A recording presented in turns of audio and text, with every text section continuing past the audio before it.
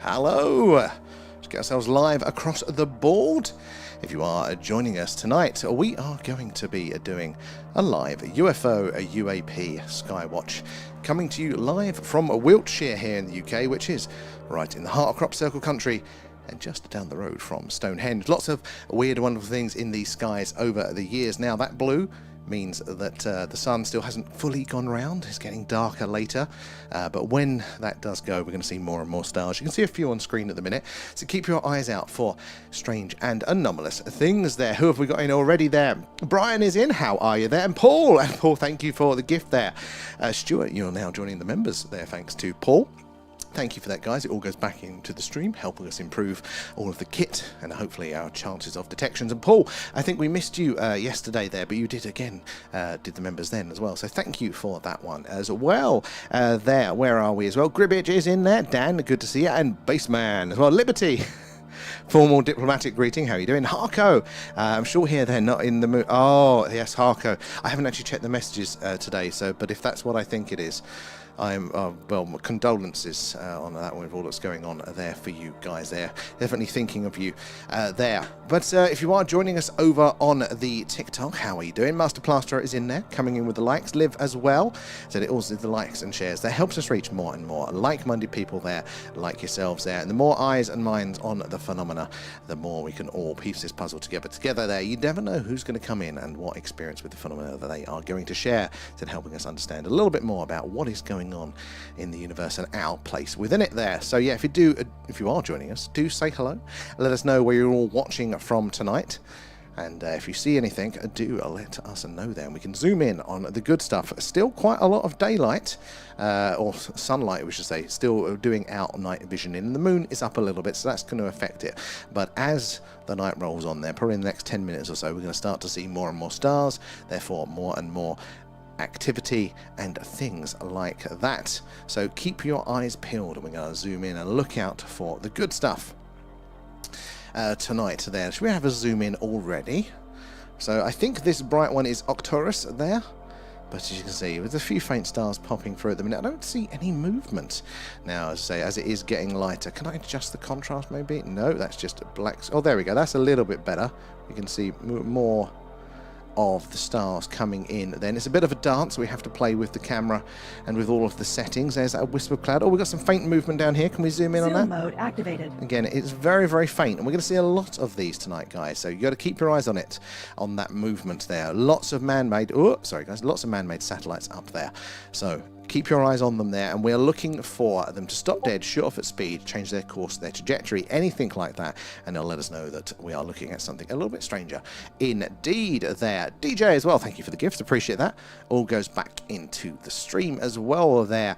And DJ as well there. Hello, beautiful people. It's good to see you there, DJ. How are you doing? How is the family there? And Adele, hey, I saw a new crop circle arrived in Wiltshire. Have you seen it? So I did check out one yesterday. Very nice concentric circles there. I do find those ones quite interesting. I lean towards possibly it's those more fractal patterns that are going to be the ones that are potentially alien rather than the human-made ones. We had one here about this time last year, just on the outside of town. Absolutely phenomenal. We went to visit it, but it was a Celtic knot design, and I don't know, that for me just feels like what humans would do. Whereas some of those ones which are all the weird circles and shapes like that, that feels a bit more alien to me there. And DJ feeding Alan. Nom nom nom. Thanks, guys. Thank you for that one. Freeman is in as well there, and yeah, we're up to date over there. And you had your phone on silent, Liberty. How you doing? Good to see that. And Scooby there, did you like the new video drop? You know what, I haven't actually looked at it. I've got a friend staying with us for yesterday and tonight and a bit of tomorrow there, so I've been busy with those things, but we will be doing an extra deep dive tomorrow, guys. So members, Patreons, probably 8 PM tomorrow night there. We're going to actually look into the phenomena in detail. We're going to be looking for we're going to be looking through all of that drop there. We're going to be looking at all of those documents there. Going to be going through them together. I think AAP has done some fantastic work of hunting through them, picking out the good bits like they did for the first drop. What I hear, though, so far, guys, let us know if you've had a look there, what you think of the latest drop. But what I hear is that it is an ever so slight incremental improvement on the last one around, which makes sense, doesn't it, there? Because it's not just for us. We've spent years looking at the phenomena there, being curious of what might be the case. We've looked at all the details there. So none of this stuff at the minute is particularly new, or at least maybe new in an individual sense, but that type of thing, it's not the Roswell bodies just yet, but it looks like, that they are kind of just bringing everybody else up to speed. And those first little indications there are that, I have seen a change in how the mainstream media is talking about this, ever so slightly there, and some mainstream science communicators. So I think it is doing what it is meant to do there. And Dan, is way too hot. It bloody is. And it's only going to get hotter. This room gets very, very warm. You'll start to see me struggle there pretty soon there. And it's been 31 here in Suffolk. I don't think it's been that hot for us. It's been probably about 30 for us here. You're getting it slightly hotter there. I don't do too well in the heat, but I will complain about the cold there. And Scooby there's a saucer in there. So I am looking forward to seeing that one. I did see the one where they're shooting at a UFO and it appears to explode. That's one I did catch a clip somebody was showing there. And to me, that looks very much balloon-like. But the saucer now, a classic saucer, I'm excited to see that one. And Brian, hope you are well. Good to see you there, mainly. And there are some really interesting footage in the second tranche. So this is the thing. I'm getting positive results, and I'm glad that you guys, because I was a bit worried. The first things I'd heard that, it's a slight improvement, but I was worried what the everyday folk like you and I are going to make of this one. Is it going to be a disappointment there? But yeah, everything's sounding positive. If again the next batch is incremental, then the next batch we are on our way. It might be a slow road, but it's definitely the road forward. So that is exciting news there. We don't want to get complacent. I wouldn't be surprised if priorities changes in certain administrations and then they stop. But at the minute, it does look like we are on track there. How are we doing, Raf? Good to see you. And Ark as well. Good evening, sir. Where's it gone? How's your day been? It's been very good. I've got an old friend staying around with us at the minute. And I don't socialise much, but it is good to have a catch up every now and again. So I had to explain to them, because I didn't tell them I did this. I said, look, you're going to have to know that I do a UFO Skywatch every night, so I might keep you up as you're staying over. But luckily, they're quite open-minded there. But yeah, I haven't told a lot of other people, which is ironic, seeing as we're very public in this. How about yourself there, Ark? And Freeman, did you see the mega rocket launch this morning? I didn't actually. I didn't. Was that the SpaceX one? Because I think, was it Oscar was talking about that one last night there. And Adam there, have we seen anything suspicious in the last few days? Very good question. And you know what? I don't think we've seen anything beyond the interesting level, which is quite rare. This recent batch of clear skies hasn't been as fruitful as it normally is, which just means that we are very much due for something strange. I do think the moon being up is not helping us a little bit there. That is quite bright, but in a few days' time that will bugger off. So yeah, let's keep our eyes out tonight. We've had some definitely interesting ones, but we haven't anything I think that's slam dunk, can't be a satellite. But we definitely had some interesting things.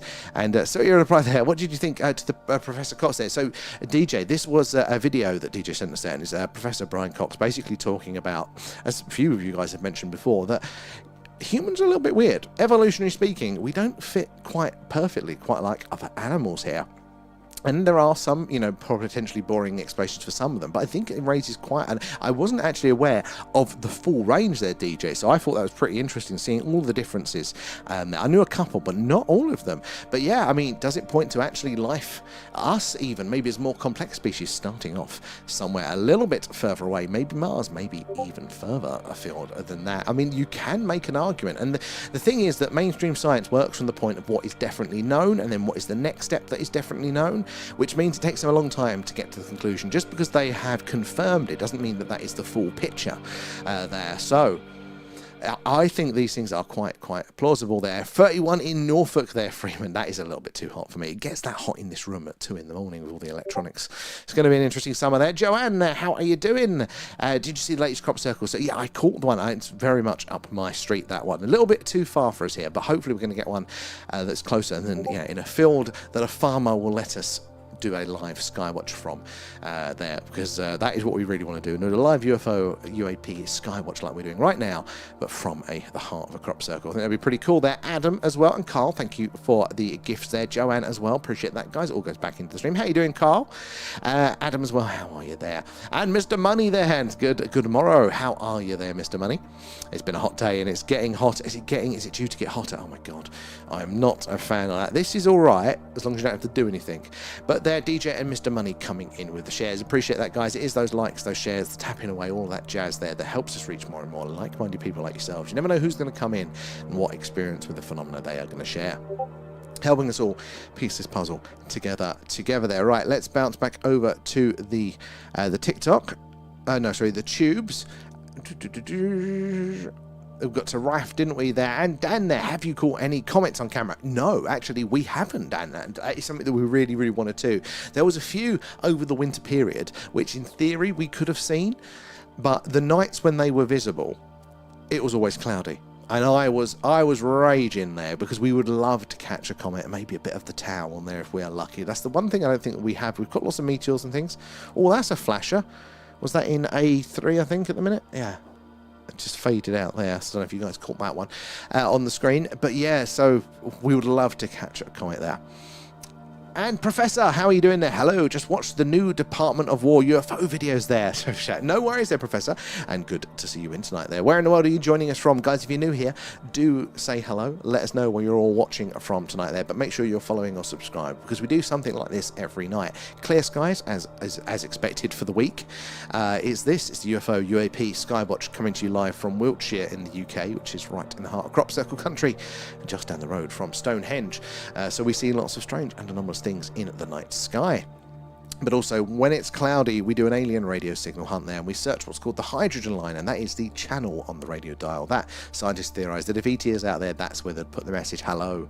It's where the whale signal was heard. And if the moon is up and I can be bothered, we do a moon watch. Looks like that. Looks pretty cool. See all the craters, the details, talk about how weird the moon is. So hopefully you'll get those notifications when we go live. But yeah, the drop I haven't actually looked into them yet properly, but we are going to be doing a deep dive tomorrow about 8 p.m. So Patreons and members, you guys will be able to join us for that one. There is a free trial of the Patreon, so you'll be able to join us for a few of those free of charge. And if we're getting regular releases, then yeah, there's going to be a lot of these. We did a deep dive into the original tranche of documents, and yeah, part 2 is going to be tomorrow night. So I've had a bit of a skim of the titles, but I haven't really looked at any yet.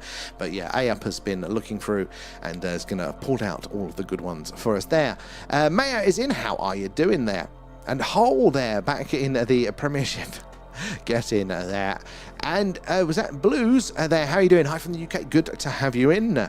Appreciate you saying hello as well there, guys. Do let us know as well. If you're new here, do let us know where you're joining from, but also keep an eye on the screen there. We're going to see lots of movement tonight there. So that blue means that the sun hasn't fully gone around for us there, so we're not seeing as many stars just yet, but as the night moves on, it's going to get darker, more contrast, more stars, more movement there. Keep your eyes. We're looking for anomalous movement there. Not just the straight lines. Keep your eyes on those ones. Lots of man-made satellites there, but we're looking for them to stop dead, shoot off at speed, change course or trajectory, anything like that, and we have a slam dunk that it is something a little bit more anomalous there. And don't forget to like and sub. Thank you there, Ref, for the reminder. We second that one, and we do appreciate it because it's how we reach all of you there. Maya, how are the devil are you there? Oh, you've got a headache there. Oh, do you think is that a general headache, or is that there's a disturbance in the force? Is it that sort of connection that could be something going on there? Are you in Bedfordshire there, Baseman? You know what? I don't think I've ever even been to Bedfordshire. But not too far. I mean, I wouldn't want to walk it, but I suppose nowhere in the UK is too far from us there. But welcome in, one and all. Right, back over to the TikToks. Where did we get to? Oh, it's a hot day, very much so. And my local team lost the cup final, so it's a sorrow in the morrow. I'm, as you can tell, I'm not athletic. I'm not a very sporty person there. So football has never been one that I have followed. I've tried on occasion. We went to a match recently with some family, and I thought, okay, this is actually, better than I thought. But I can't. I'm just not athletic enough to appreciate it, I don't think. But I was really blown away by how skilled they were there. My God, that is, that takes some training, that does, even if I can't appreciate the overall value of it there. And DJ there, just the alive to Brian and Neil Tyson there. Just sent the live to Neil and Brian there. Well, Neil deGrasse Tyson, if you're in, mate, if you followed DJ's link there, look, we've got to have some words, man. We're going to have some words. Brian Cox, on the other hand, wonderful chap. And what's that? Taria there. Oh, what is that one for, Sky? Taria? What's that for there? And many shapes there. They're really are. The skies are absolutely alive. I did not realize how much they were, how many man-made satellites, let alone the anomalous things as well. And did you read the news about those lights over America? There was 20 orbs of light flying around. I haven't seen that one, Adam, but we've had these things for years, haven't we? Very similar sightings, sometimes over a very, very populated area. And I'll tell you what, when I was younger, I definitely thought, we have some movement, guys, in C1 there, probably moving into B1 in a bit.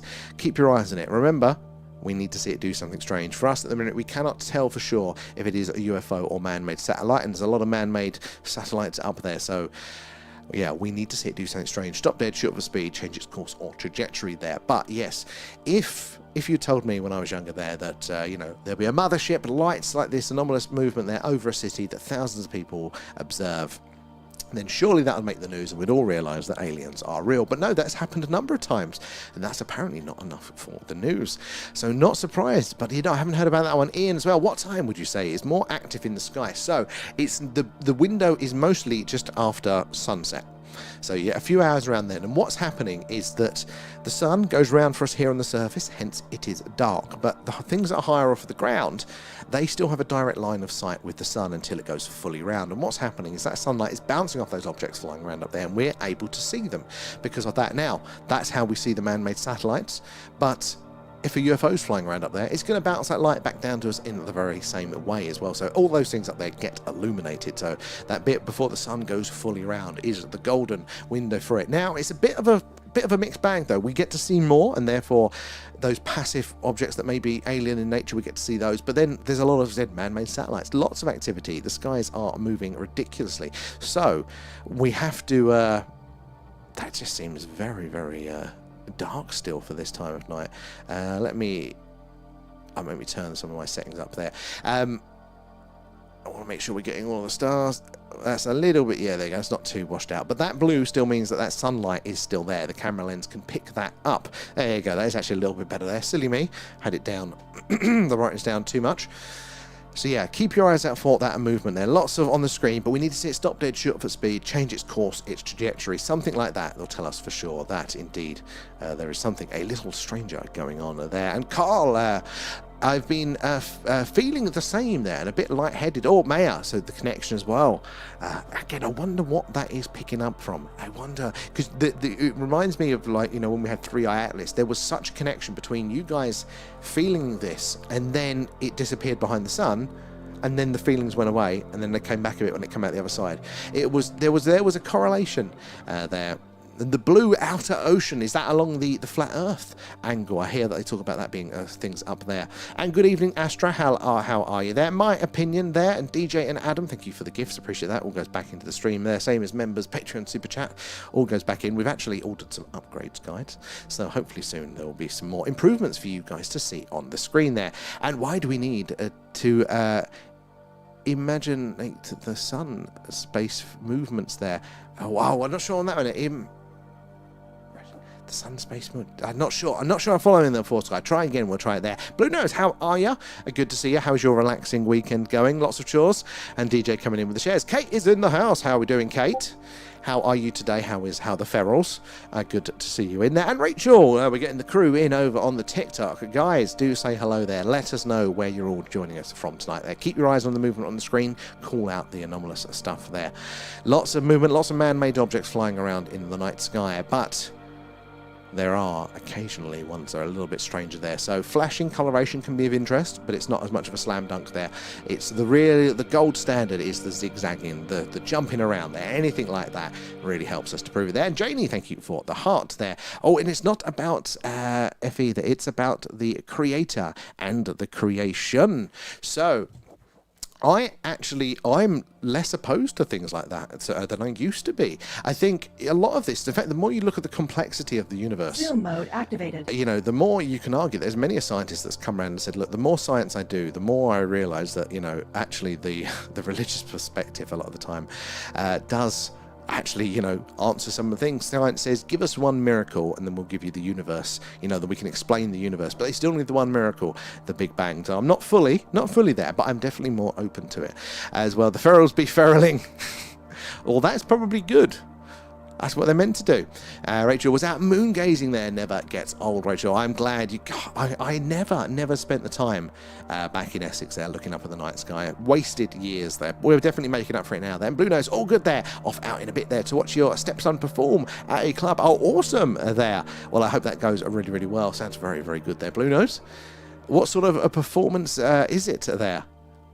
And Adam as well coming in with the shares there, appreciate that. And Yvonne, how are you there? Nuts TV there, all human activity in my views there. And you know what, Nut, that's fine. That is totally fine. Again, you know what?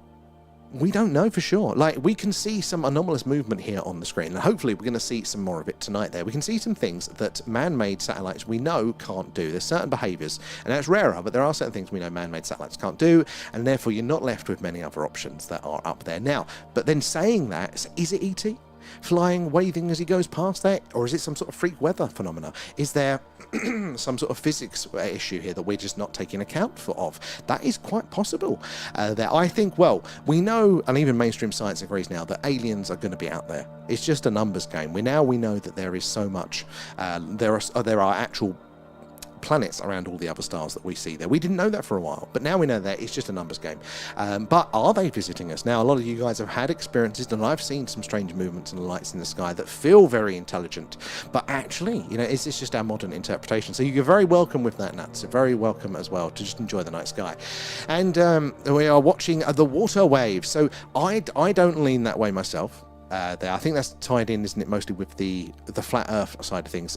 I don't know a lot about the arguments. So I'm not going to say 100% no, but yeah, it doesn't fit with my ones at the minute there. Zoom mode activated. But you never know. I haven't done the science myself, so I don't know. This is a nice blue one. Again, you see, this is very different to all the others flying around, like a minty fresh blue. So look, keep your eyes on it there. Again, until it does something strange there, we cannot say that that is anything other than just one of the many, many man-made satellites. Where are we down there? And Ian there, where is the one place that you wish you can just watch the skies from, or any movement? Or I don't know if I could pick one place. I think anywhere that it like the Scottish Highlands there, but then I suppose you're going to have weather issues with the amount of clear skies that you get. I mean, maybe Dartmoor, somewhere like that. Again, it's quite isolated. Any of the dark sky reserves. But I mean, I really want to do the UFO hotspots, you know, or the places that have that connection. They, I think, would be really interesting. They're like Rendlesham Forest, you know, the places in Wales there, for the Falkirk Triangle, all of those there. It looked weirdly shaped. Good eye there, Rachel. And my opinion there, watching the skies and your live streams there from just outside Oxford tonight there, my opinion. How are your skies tonight? Are they nice and clear? Always good to have you in there. And Yvonne, I'm good. Just off. DJ Brown's alive there. Oh, I know that name there. And it was very busy over his place tonight there. Very cool. I like it. Is DJ Brown the chap? If he's the one I think of him, he's an interesting chap. I quite like him on that one. I don't spend much time. I'm on the YouTubes mainly. That's where I spend my time. TikTok is just far too addictive for me. Like, I'll just be on there all night. So I had to pull myself away from it there.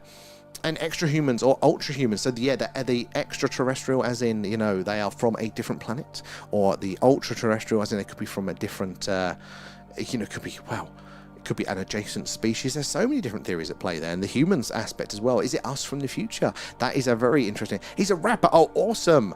Oh, Blue Note, that is pretty cool. That is a skill. I mean, I can talk fast, but I can't come up with... I mean, some of the things they come out there and they're thinking off the top of their head there. That is pretty cool there, Blue Nose. And surely Area 50... Oh, you know, Lee, why did that not jump into my head there, Lee? That is a brilliant suggestion. Yeah, the gates of Area 51. That is such a... That, brilliant one. 10 points.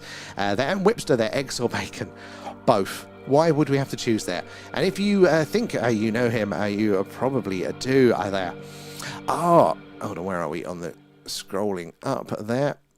I think he's the chap. Very handsome chap, I think he is there, if he's the one I think. And I am referring to us there, but thousands of years into the future, which does make a lot of sense there. If you think about the Greys and things like that, and Yvonne, thank you for the gifts, all goes back into the stream. But yeah, if you're talking, you know, if you think about...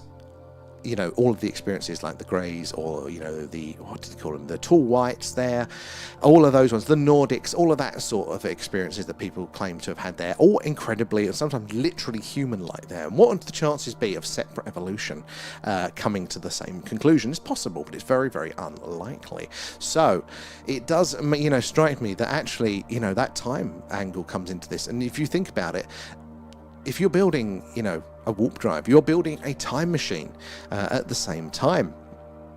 And where Brian representing Wales there, and Matt had a difficult day there. Glad to be here to decompress. Well, let's help you decompress there. Sorry to hear it was a bit of a difficult one there.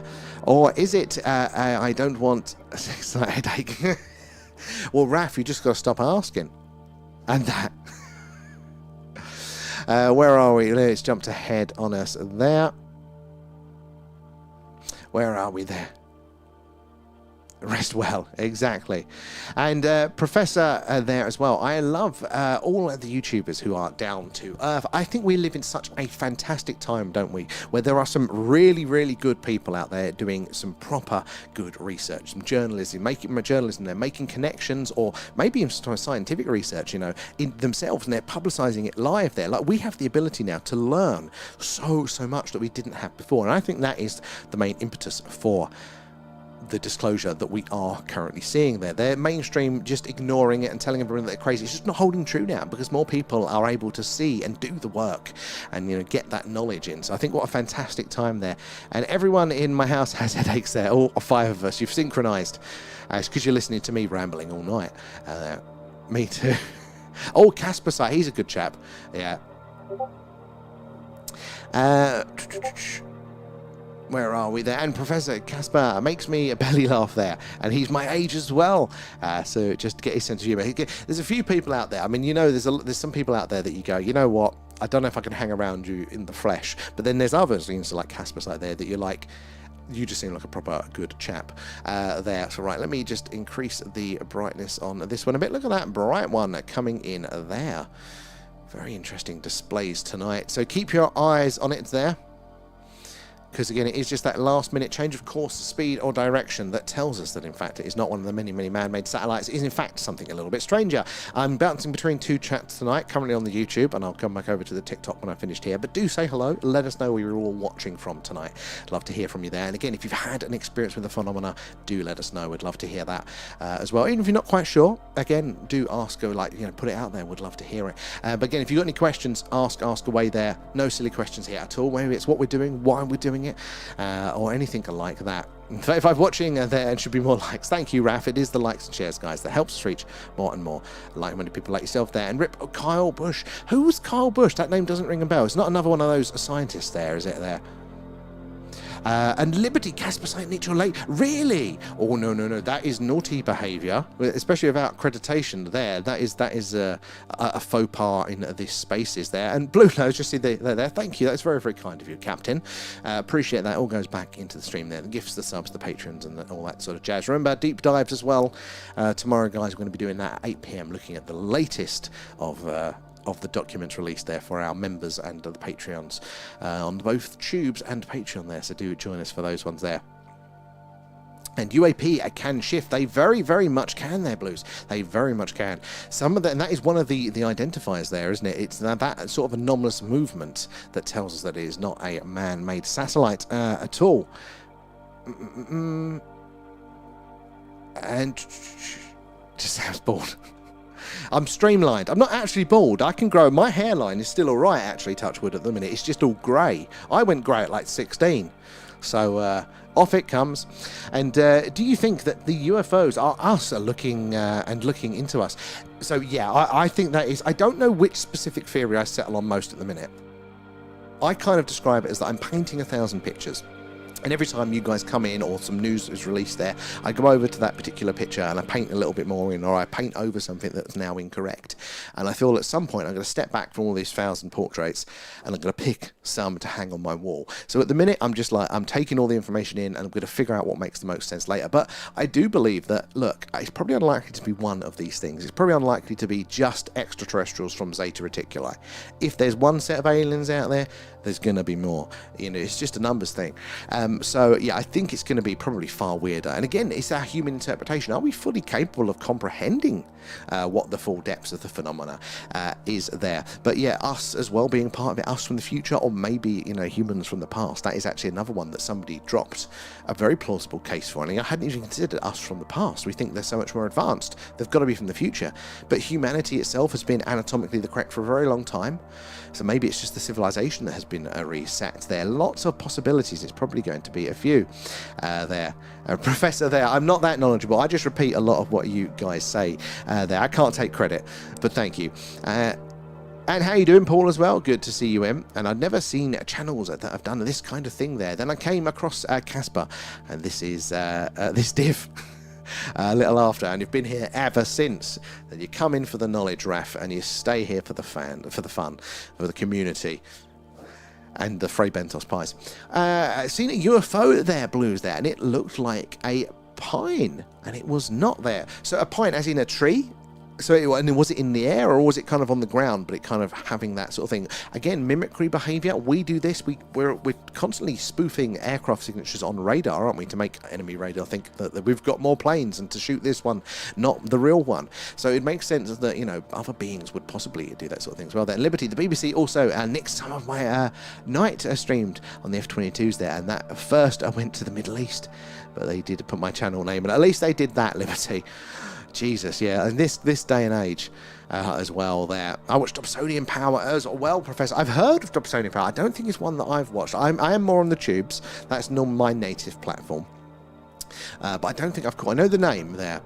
It was in the air. I get now. That is very, very interesting there, because why is a tree up that high? I mean, even like it makes the jellyfish and things like that. You know, you go, what the hell is that? These shapes that we're seeing, and some of the ones that are on the Enigma Labs app, very, very interesting there, and low as well. Very, you know, there's some of the shapes. These are just incredibly, incredibly strange. Right, I'm going to bounce back over to the TikTok.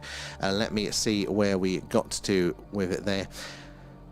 And Rio's in there. How are you doing, Rio? Good to see you there. And should I go on my head and spin about this theory? What's that one, Drake K? And I think some of them are us, but some others are definitely alien. Again, not just multiple species, but multiple theories. Maybe there is a temporal aspect to this. Maybe it is time for some of what we're seeing. Maybe it is extraterrestrial for some of the others there. Maybe it's a dimensional aspect here as well. Like that might be why we haven't really been able to lock this in fully, is because there actually are multiple things, and we're all arguing, going, no, it's the extraterrestrials. No, it's a dimensional thing here. And really, there's a bit of that, and a bit of this, and a bit of that. Look to Earth. Look to our one case study that we all have access to here. Look how diverse it is for species, for life. Every niche, every organism, every environment has an organism, has a species for it, and it's been a lot weirder in the past as well. Why would the universe not be as diverse for things there? And highly recommend his Alive, guys. Was it DJ? Genuine Paranormal. Or is it? Oh, no. So I'm thinking... I'm not thinking of a paranormal guy. I'm thinking of a UFO guy. He's the one who always starts his reels going, guys, this is it. That guy. Is that DJ? There as well. And our radio, how are we doing? Good to have you in. Let me scroll through here as well. And you've on anything to put the word out about what's happening. And this is the thing. That is going to be the biggest thing here, is communication, is making people aware. Now, there's better ways of doing it than others sometimes, but just awareness. That is the first part of all of this. And that is, I think, why this latest, release here is going to be so powerful. Is it is raising that awareness, coming through those channels, having that information there. But the fact that we're all connected, like we're here tonight, having these conversations, sharing this information, because that is the thing that's blown my mind, is hearing all your stories, your accounts with the phenomena, and just hearing how common it is there. That was something I hadn't considered. I still thought that these encounters were quite rare, and I still don't know what I make of that. What assumptions there? Because I mean, you can imagine, couldn't you, extraterrestrials? Maybe they're visiting out of curiosity.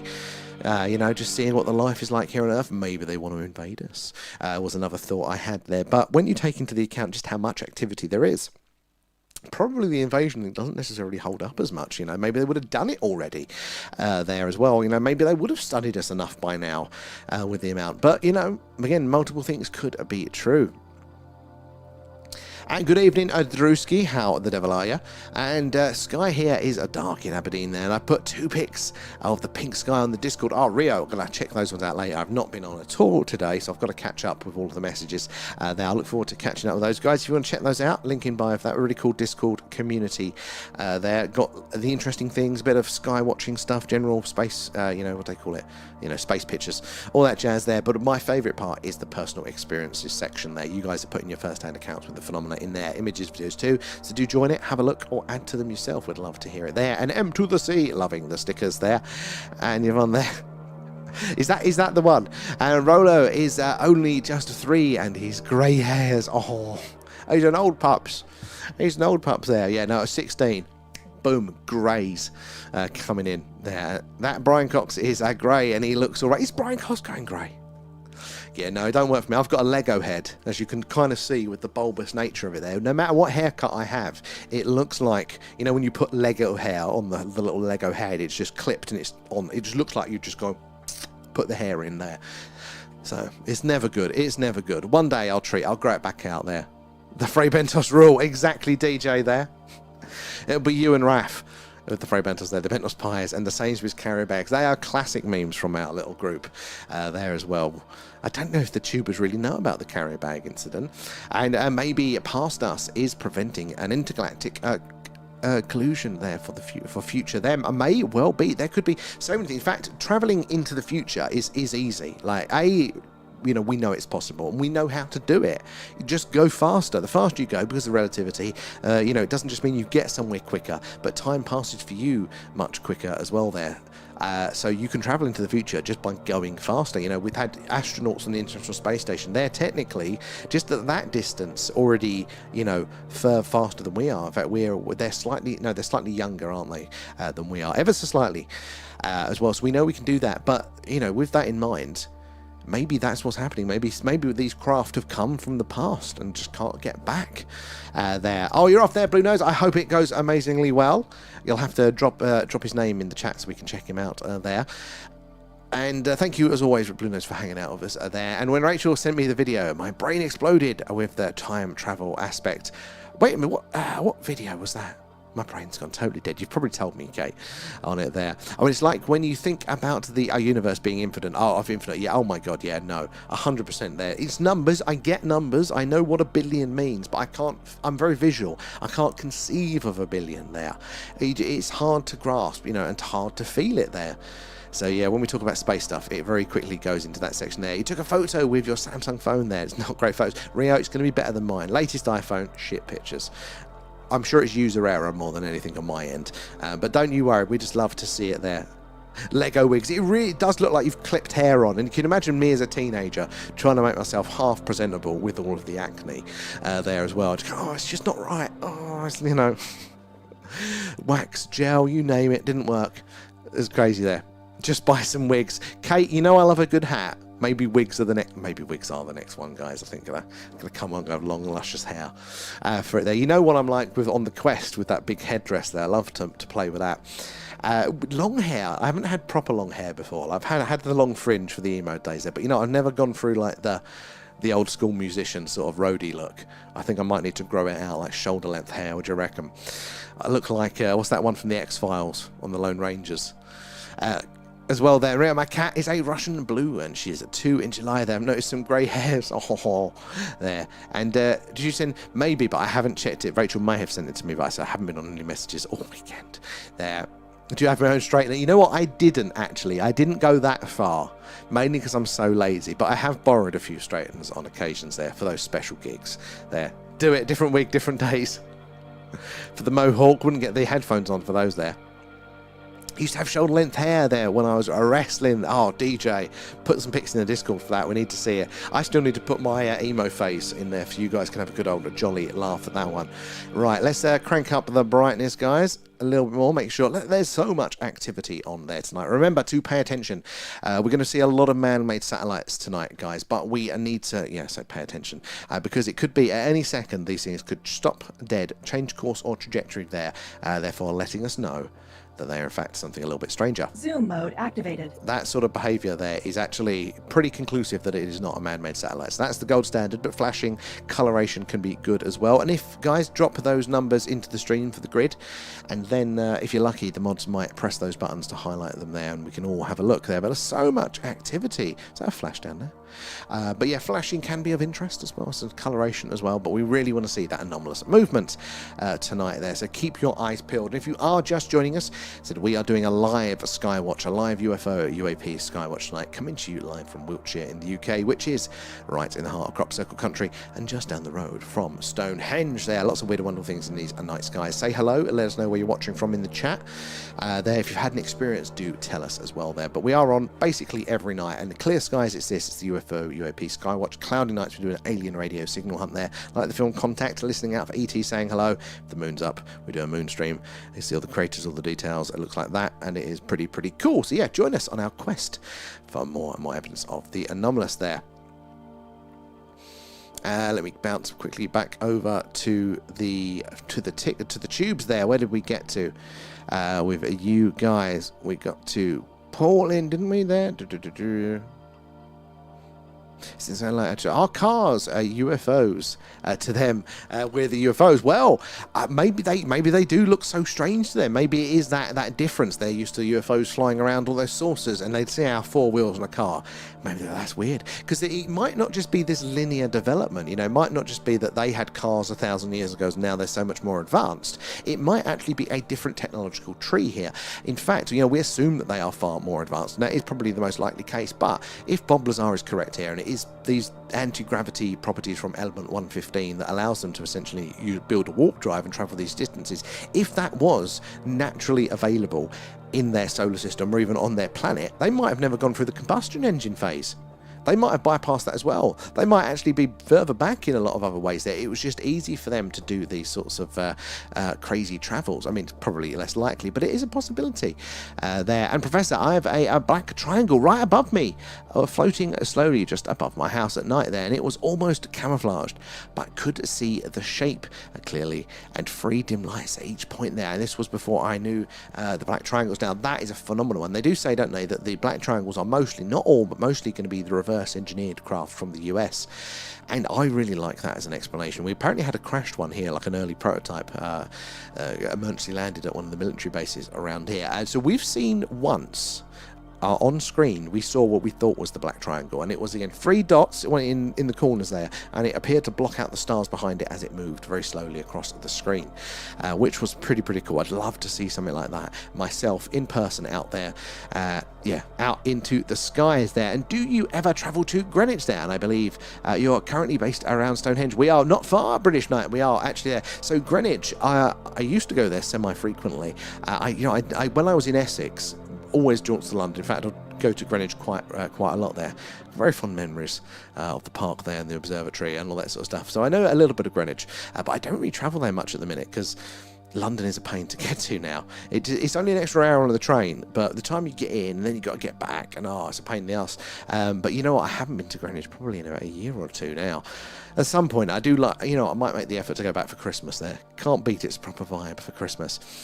And decent people, I like the stream there, Brian. Appreciate it, guys. It is those likes and those shares that helps us reach more and more like-minded people like yourselves. And you never know who is going to come in and what experience with the phenomenon they're going to share, or even sometimes it's their life skills, their career, their experience. We've actually had people come in. We were seeing stationary flashing, and I thought to myself, well, maybe it's just a geostationary satellite.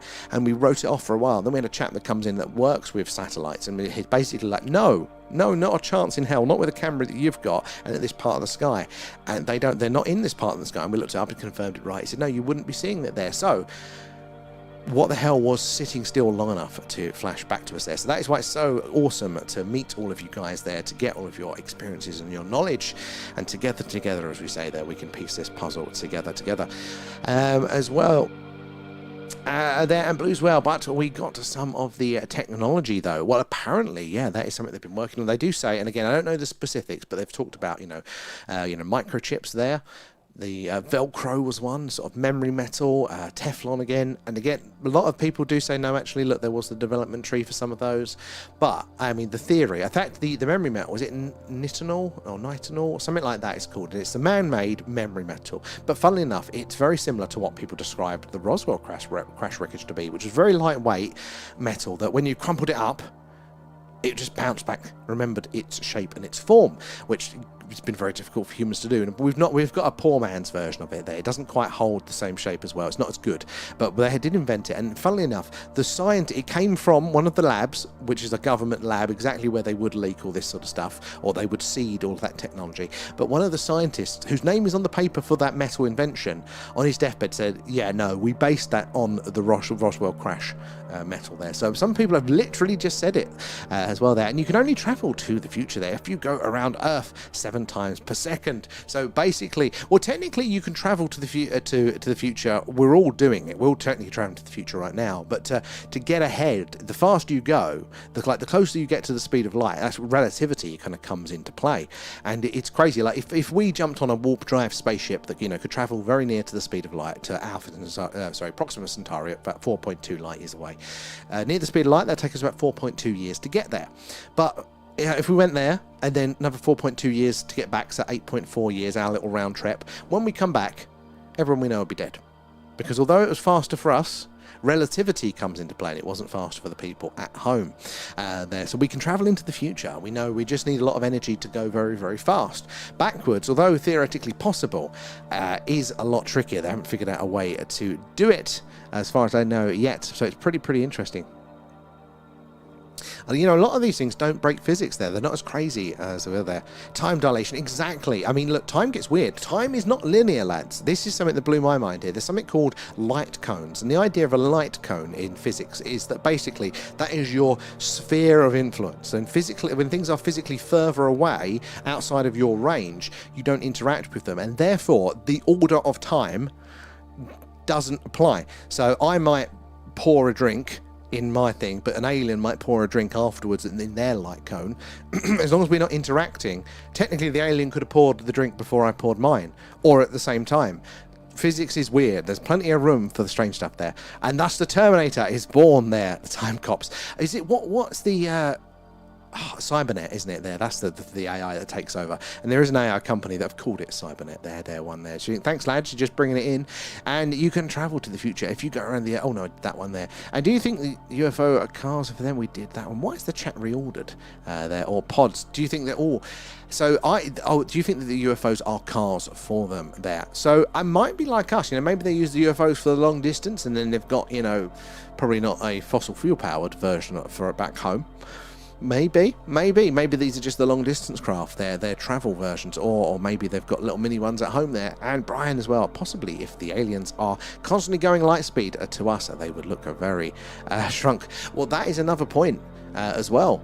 Again, if they're traveling all of these distances, they are traveling in time as well. Blue there, my head is not doing good there, and it was okay. Trying to follow some of this does hurt there, but is that the headache? And Jackie as well there, and I wonder why they avoid Earth. So this is the thing, we assume they avoid Earth because we haven't got this, this regular meeting, the mainstream think this, but there is actually a lot of people with a lot of experiences, like a hell of a lot more than you would think coming into the phenomena. Like, I don't know if they are avoiding Earth at all. There are so many encounters, there is so much strangeness that we see in the skies there. It might be quite active there. And Blue, good spotting, keep it up there. Maybe if you're lucky there, the mods might use the interactive grid to highlight those ones. I'm a bit late to the party, but even if I am behind the chat and only read it then, the people who are up to date in the chat live there will appreciate it in case they have missed that object. So do put the numbers, the grid references in the chat there if you're spotting anything. Remember, even if it's gone boringly in a straight, steady line across the screen, keep your eyes on it, because it only takes that last minute change of course or trajectory to tell us for sure that it is in fact something a little bit stranger there.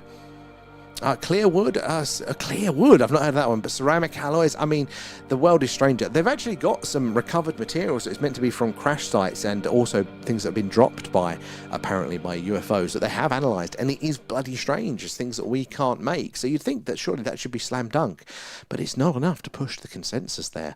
And to think clear aluminium, which, I mean, that describes exactly what Bob Lazar was talking about there, and think going that fast, lots of rocks and shit there in space there, how do you not going to hit anything? That was an exact question there, Professor, that I had, like 100%, like how can you course correct and things like that. But apparently if they are using a warp drive, which again doesn't break physics, what they're doing is they're creating a little bubble of a universe around them, a bubble within the bubble. So they're not actually in our universe, so anything that comes towards them goes round them, solid object or not. They could pass through anything there. They're not interacting with the environment. It's mental. So if you shot a radar wave, a radio wave at that craft, it would just go around it. You know, it wouldn't bounce off it, it would go around it. And that explains as well why people get blurry images, because of the way that light reacts with them there, the gravitational lensing messing it up for people. It actually makes a lot of sense there. And time is slower than us there, but how do you make it so? With gravity. Gravity is the key here. Gravity actually, you know, space and time are affected there. You know, the higher the gravitational influence there, the slower the time. You know, gravity can affect that, and it really negative mass. There we go. That's a good point there. So negative mass could do it. We just need to figure out how to do it though. But yeah, I mean, it hurts my head. I'm literally, guys, repeating a few lines that I have understood. Beyond this is well out my pay grade there, but I find it fascinating. I listen to a lot of science podcast stuff, space science, and I'm like a kid in a sweet shop. I don't fully understand what I'm getting myself into, but you know, like, I feel there's answers here, lads. And bit by bit, maybe some of it sinks in there. And Einstein's theories have been proven to work there, but they are still theories. So we should be able to bend space to warp propulsion theory. So yeah, Mikhail Alcubierre, I think is a Mexican scientist, basically did the maths on warp drive and went, yep, no, it doesn't break physics to bend space and time. And some scientists recently actually did the maths on what that would look like. How would we see those interactions if one is being used? And they actually created a little graph, of how light would bend, what distortions like. And they basically said, look, at the front of a craft, the UFO would be fatter, and then it'd be slightly thinner at the back. And you know what? That's what we see. If you analyze some of those classic and current photos, they appear to see that gravitational lensing and some other effects as well there. And British Note there, travelling to the future is more nuanced than just a travelling fast. Example, what is tomorrow there? It's a man-made construct that doesn't really exist outside of Earth there, even for space travel. So, well, the time how we measure it is Earth-based, is human-based, and we base ours basically on our orbits and our seasons, which is, again, it's all those orbital, it's all space-based there. So again, a day is not only going to be different in the amount of time, but how we divide up the time is human. How we do it, but how we perceive time is a real probably emergent property, right? A phenomena there. Like the universe actually has a minimum frame rate, a minimum speed. I can't remember what they call it now, but yeah, all of that's a nice big flaring one. Keep your eyes on that. If that flares again, that's going to be very interesting. Going through the middle. It's a bit faint now, I don't think it's going to flare there, but keep your eyes on it. But so how we measure it and how we decide to divide it is 100% man-made. But the fact that time moves forward and entropy is a universal for this. Now, other beings that might not operate in the same time dimension to us, now they might not necessarily experience time like we do. And in fact, flies don't experience time like we do as well. They experience it much faster, which is weird. But we tend to think of time as being a constant, like as a plus or minus, because we have our time zones on our planet. But because we're actually so close together, we're just on this tiny rock, we perceive as time being a constant, and maybe somebody's a bit ahead or a bit behind. But I can pick up the phone and I can have a conversation in real time with them. But the further away you get, that isn't how it works. Time is actually much closer to weather. It's affected by gravity and things like that. And just because it's slower over there doesn't mean it's going to catch up. Doesn't mean it's going to get slow over here as well. It's time bends our minds with it there. And this world is universally protected there. The amount of species that are and have been here is too precious to lose to the high consciousness. A few people actually do have experiences where this is explicitly told to them that Earth is special for those reasons. I'm not sure. I definitely hold it as a possibility. But if we look to the beings that people are talking about having contact with, they look very, very similar to us. So if that is true, then they must have had, if they are separate species, they must have had similar evolutionary pressures. As far as we know, our understanding of evolution, you don't just go, boom, arms, legs, eyes. You have to have a reason to develop those things. It's trying to save energy and time all the time. So you have to have the pressures. Like the reasons that we have reproductive sex is because, and sexual dimorphism, is because we need to spread our genes because of viruses. If we didn't have viruses, we wouldn't have that. We would just be gelatinous blobs on the floor just consuming sunlight. But because of all the other species competing for resources, being predator and food there, it's made us more and more complex. And so the same would be true for aliens, whatever they look like there. So they would have to have a diverse range there. Now, is it as diverse as ours? Maybe, maybe not. But it's an interesting angle there that maybe Earth is special. There are some arguments to be made for that. I mean, things like the moon, for example, again, it is a very strange object there, but maybe it is just a really good luck thing that we have it there. It's responsible for so much of our development, apparently.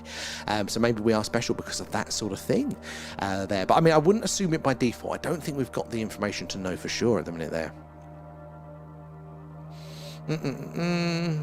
Like an ocean of sulfur. Again, you never know what environments they are going to be in there. I mean, even with our solar system, it looks pretty variable, doesn't it? But interestingly enough, and again, pointing back to the Earth being special thing, you look at how diverse our environments are here that have caused all those species to develop there. I mean, you look at all the other bodies in our solar system, they're all pretty. You got the desert one, you got the gas hell high pressured one, you've got the really hot one, you got the icy ones, you got the gassy ones. You know, they've all got a thing. They're not very diverse in of themselves, but Earth is quite a range there.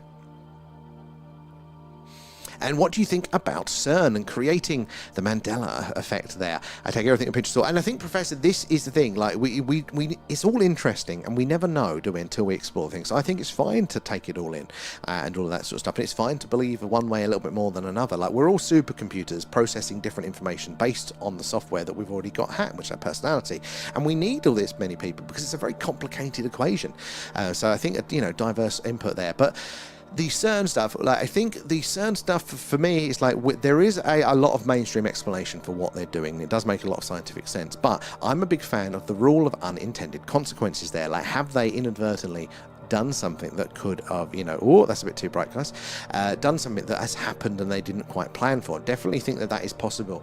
And the Mandela effect is quite strange. I've got my own little theory on that, you know, of things like that. And I think that probably more that reality is localized.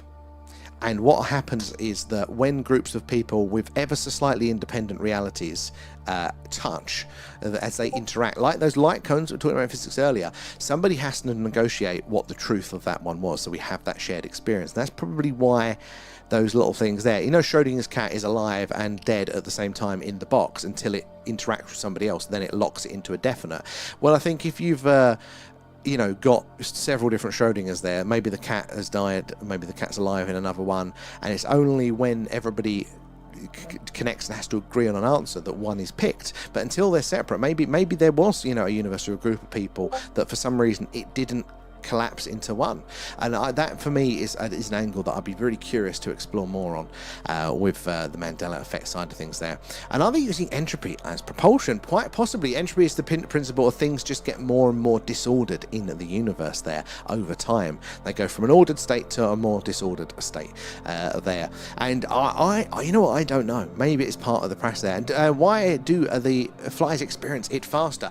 It's just they're processing, you know, and that's why it's very difficult to hit them, because I can see your hand, you know, they're basically watching in slow motion. They can just see your hand coming in, you know, it's just to do with how they process it. But the universe does have a minimum speed. You know, like it can't go any slower, like it's a refresh rate basically, which again points to things being a little bit more computational. That is how computers works. The hertz of your processor, the minimum cycle time. The more we look, especially in the quantum world, the more computational the universe looks. Now, I think that's not necessarily because we are in a simulation.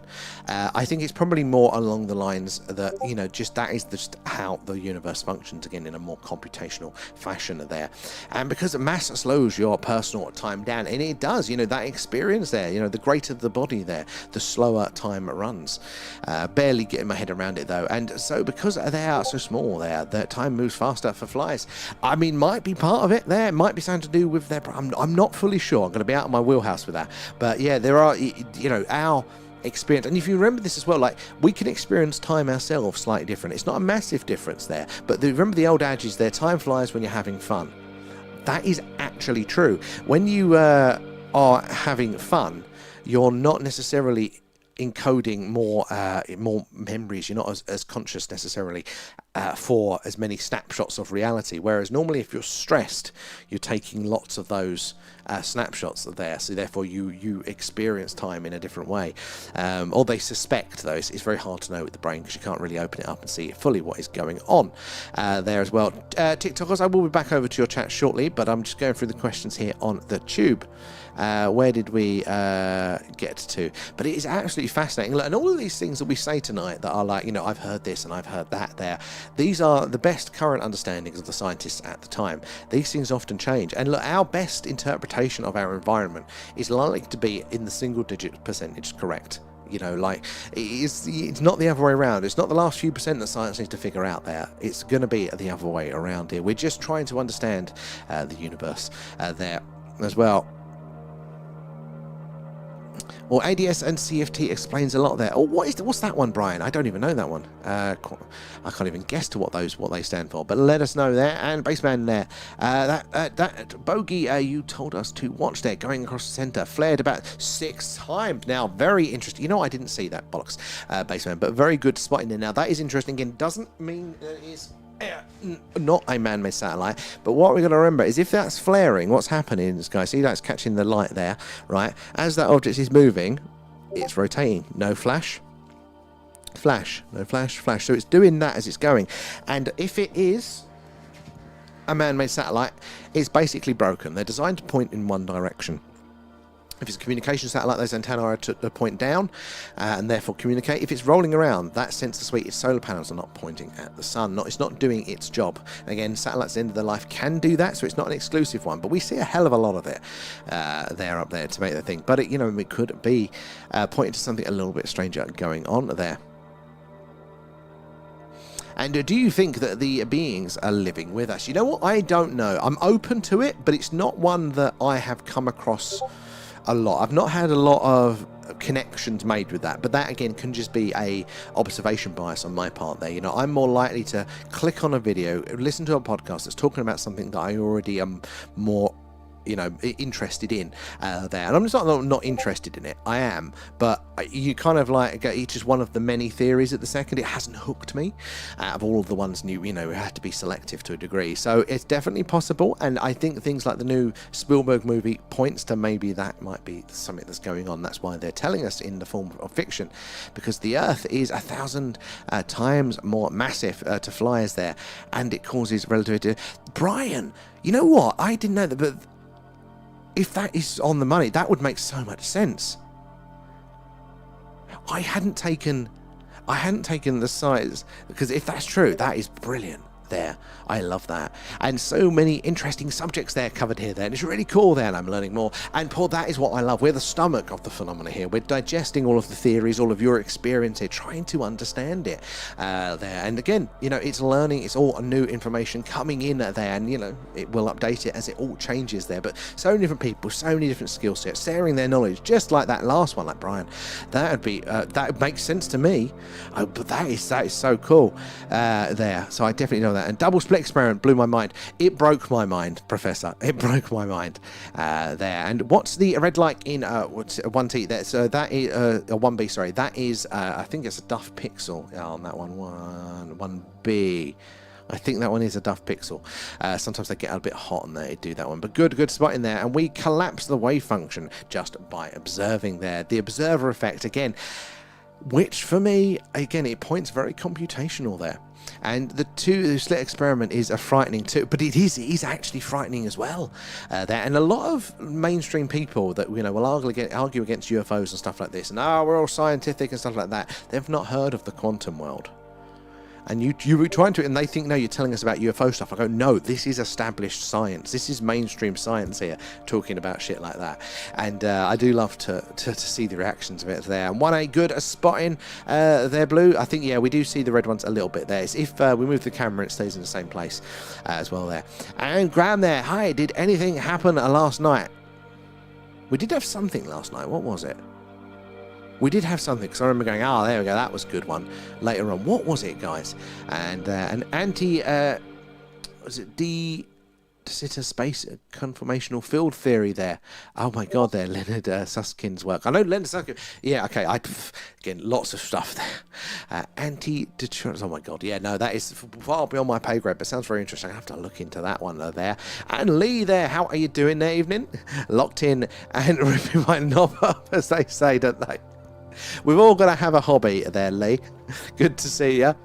And Blue as well. And people think we are nuts, though. And, yeah, but this is, I find other people just, NPCs. But they do say genius is close to madness. And this is the thing. They're not far wrong there. What people with minds like ours, we can entertain possibilities without necessarily having to believe it 100%. We're able to kind of see potential connections to things. And the problem is, in madness, you're seeing connections as well. There, the only real difference is that, is how likely is that thing to be true and useful. That is the only difference, guys. So you can see it's a very slippery slope, but it's seeing the possibility. And like, I once saw it was described as like normal people, and they were a white dot, and then above the dot there was a blue dot, below it a red dot, a green dot, and a yellow dot, either side there. And they go, that's how their brain works with ideas. And then it showed us. It's the white dot in the middle, and then all those dots, but then all the different shades going out and out and out. And it's a perfect example of that things for us aren't defined and ring-fenced necessarily. They touch, they blur, they can overlap. We can notice connections with things, So, and that is how those connections are drawn. Now, are those connections useful and true is the next filter, but 1 out of 10, 1 out of 100, lads. That is how we hit treasure. And Samuel there, just been in the mod section on Discord there. I think it's the time of the I'll have to have a look there. And it's Schrodinger's birthday today there, and it's not at the same time. Let's have a look over here. Where are we? So in it as well. Oh my god, I'm so far behind on all of my messages. Let's have a look. Oh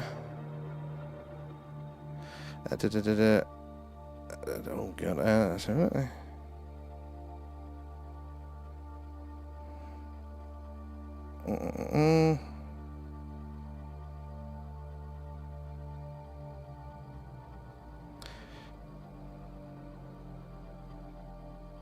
Oh, all right. I'll check that one out after the stream. Thank you, there, Raf. All right, let's have a look.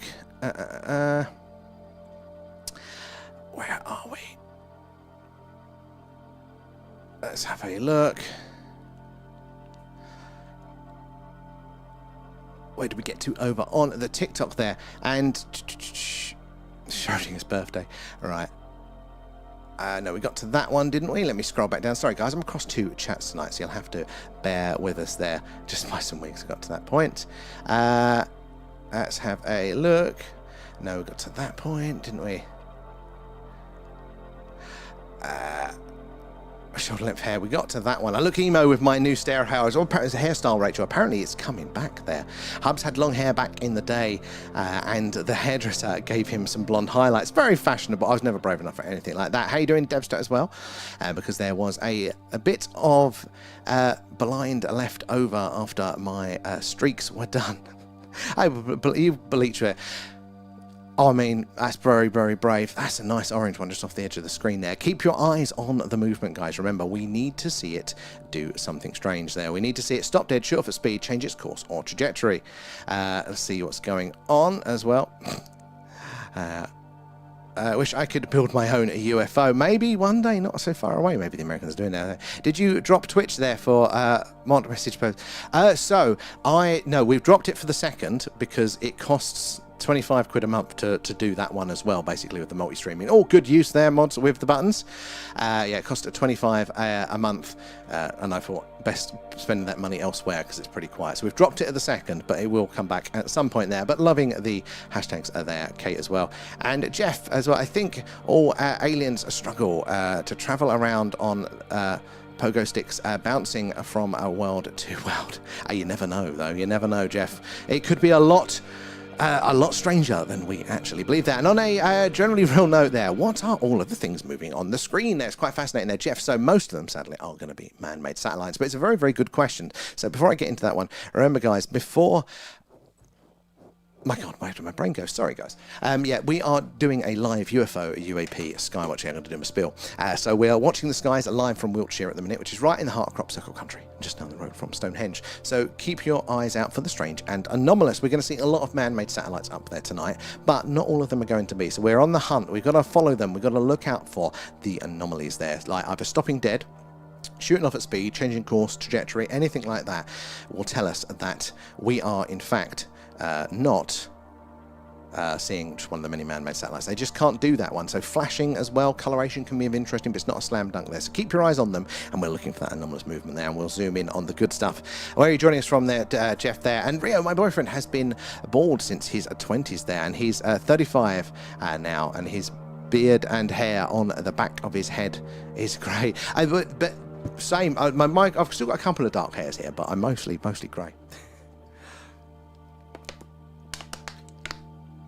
There as well. Let's have a look. I heard we built a time machine there, but I don't know if you know who gives it to us. Well, I mean, I've heard. Have you heard of the looking glass as well? That ties into the UFO phenomenon as well. And this was, I think, Stan Barish. I was saying that, you know, there is a sort of, you can look into the thing and see possible futures and all the strange goings on like that. But if you are building a warp drive, you are also building a time machine that travels into the future. Doesn't go back as far as we know, but yeah, you are doing that. There's some nice activity on the screen, guys, so do keep watching. Keep having a look out there. Needle as well. Needle, how are you doing? Thank you for the gifts. Appreciate that. All goes back into the stream. And how much of the sky are we looking at right now? So, Jeff, good question. We are looking at basically, if you do that, the old director's alignment there, pointing out to the night sky, that is about how much we are seeing. And now, if you're on the TikTok, you're seeing it like that. So, TikTokers definitely do check out the tubes there. We are at the thing UFO over on the tubes. And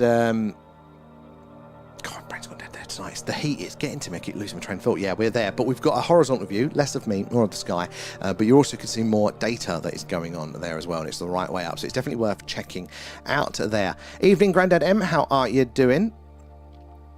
And Rachel there, because we are too violent for them as well. Well, that could be a possibility there. I still lean to the fact that you know, if they are more advanced and more, you know, more civilized there maybe, or whatever the answer is there, I feel that they would view us like we view animals in the zoo. You know, like we don't judge the lions for being aggressive, do we?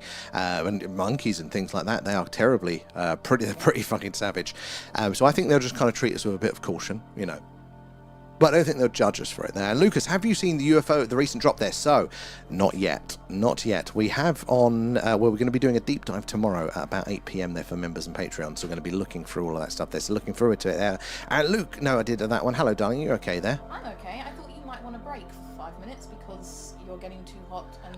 I am getting too hot. It's very, very warm. You seem to be struggling with your words a little bit.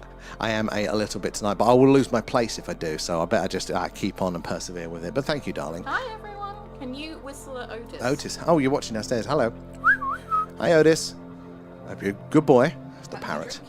I am running low, though.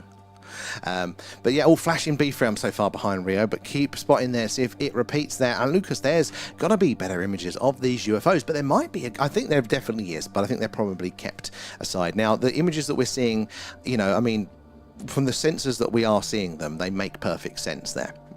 We wouldn't necessarily see anything clearer from man-made aircraft, but other sensors out there taking more images and all that sort of stuff, that's got to be out there. They just haven't shown it to us yet. Although saying that, the actual propulsion that they may well use, warp drive there, would bend space and would cause misting and fogging. So maybe it's actually less that it's blurry and more that it's evidence itself of the anomalies there. It could be a plane, Rio. We do get the planes occasionally here, but they are, you can tell when they're a plane. You see the strobe flash, you can see the outlines and stuff like that.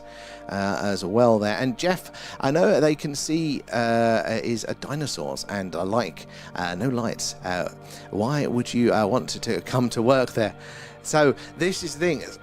I don't think it's dinosaurs and like no lights. So I'm not sure on that one, Jeff there.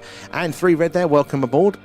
And Needle as well there, thank you for the extra gifts, very kind. So it all goes back into the stream there, help us improve what we do, like members and all that other jazz as well. So it all goes back in there to improve our sensors and what we are doing there. Oh, it's gone there. I only saw it twice there. So at least it was an anomalous flashing there. But some of them have viruses, etc. The Brazil crash, so that is very interesting there. The Virginia crash. So it's a bit 50-50 apparently if you talk to biologists. Either the aliens present a viral threat there, their life forms, stuff that our bodies would just got no experience in handling, and therefore could be absolutely fatal. In exactly what they say happened in the Virginia case there. With a guy that apparently picked up an alien that scratched him and he got an infection, a very savage one, sadly passed away. Or the flip of it is that the life will be so different from us that virus just can't interact with us at all, and we might be totally safe there. But again, it's probably not going to be just one thing. But the Virginia case is very interesting there because they actually have the autopsy results from that and the details on what that virus was. And very interestingly, the virus wasn't a how do you put it? It wasn't unknown, but the particular strain of it was. So, you know, we kind of know what family it comes from, but we'd never seen anything, nothing adjacent to it as well, so no similar ones there. So it kind of came out of the blue in a very, very strong and dangerous version of it. So that's a very good point there, Rachel. And how quick a movement, and it depends on the size of the observer there. That can't get any slower. So the statement to be true. You know, it does make some sense there, and I just think there some of them do there just to watch our behaviours closer. Ooh. You know, it would make sense from anthropological reasons. We study ourselves, we study other cultures, other tribes, we study ants, we study, you know, animals there. So I'd imagine they would always be interested. And the figures, I missed something there. I fell asleep about 5 minutes after I said hello there. No worries there, Kate. And there's actually a thing about most people being NPCs, and only a certain amount of human actually. Well, we are definitely as individuals less conscious than we like to think we are there. Our brain is always trying to save space. So if it can default to a pre-programmed routine, it will. And we've all had this experience. Sometimes whilst driving, you go, how the fuck did I get home? I used to get it a lot whilst walking. You know, if you've walked the same route and there's been nothing different, you go, oh, when did that happen? You know, you're literally not conscious. You're just running on autopilot there. But the amount of humans actually not having a soul. I mean, see, the soul again is another interesting one, because, you know, like, what is the definition of a soul? I find it very interesting what could be true there. And good evening there, Deborah from the Highlands of Scotland. Very, very welcome aboard there. And Kate coming in with the shares as well. Appreciate that, guys. It's the likes and shares that helps us reach more and more like-minded people like yourselves. So the more eyes and minds on the phenomena, the more we can all piece this puzzle together there. Do say hello in the chat. It's going to take me a while to get to you. I'm scrolling through. I don't want to miss any, but what was that at the bottom of the in B? That was very bright. That could be anomalous. So yeah, do say hello. Let us know where you're watching from. Ask any questions. Might take me a minute to get you. I'm in the TikTok chat in a minute, then I'll bounce back over to the tubes. But yeah, do give us a follow, because we do something like this every night. If it's a clear sky, we do this, a UFO UAP Skywatch, right from the heart of Crop Circle country here in the UK. Cloudy Skies said we do an alien radio signal hunt there. We search on the hydrogen line, the channel on the radio dial, where scientists theorize that if ET's out there, that's where they put the message. And Tommy, how are you doing there? Falcon 9's upper stage is going to hit the moon at Mag 7 in August. I assume that's a purposeful one there. They're probably doing some sort of test with that. Now that's going to be interesting. I don't think our camera will see that one, but there probably will be people with their telescopes that will be checking that. That is very, very interesting there, Tommy. And hello, good to see you there. And Kev there, hi. What to the Jeffries is going on here? Well, Kev, we are doing a live UFO, a UAP Skywatch night. We're coming to you live from Wiltshire in the UK, so which is right in the heart of Crop Circle country and just down the road from Stonehenge. So we get to see lots of weird wonderful things in these night skies. We have to do our best to filter, though, because there's a lot of man-made objects up there. A lot of what we're going to see tonight is either man-made satellites, space junk, or at the very least we can't prove otherwise. What we can prove, though, is that satellites, they have to move in certain ways. They can't do certain things. So if we see something stop dead, shoot off at speed, change its course or trajectory, anything like that, then we know it's in fact something a little bit strange there. And Brian, how are you doing? Keep up the good spot in there. And Kev as well. I'm a bit behind, but the mods can highlight the grid for the interesting ones there. Laptop showing 3 screens at the same time there. That's proper work there, X. And as well, hello from Croatia. Very, very welcome in there. And just, oh my god, it's already gone midnight for you there, but very welcome. Have you seen anything in the skies of Croatia there? Very beautiful country. And do you have a parabolic antenna there? My wife won't let me put one on the roof. Tommy, I do. It's a parabolic mesh antenna for the hydrogen line, and it's big, but it's fine. Just, I'm telling you now, Mrs. Tommy Scotland, it's fine. We got one on our roof. And maybe they give us the time machine there by accident, and they've been told not to trust us. I mean, and I wouldn't trust us with certain technology. You have to earn technology, because otherwise you're not responsible enough with it there.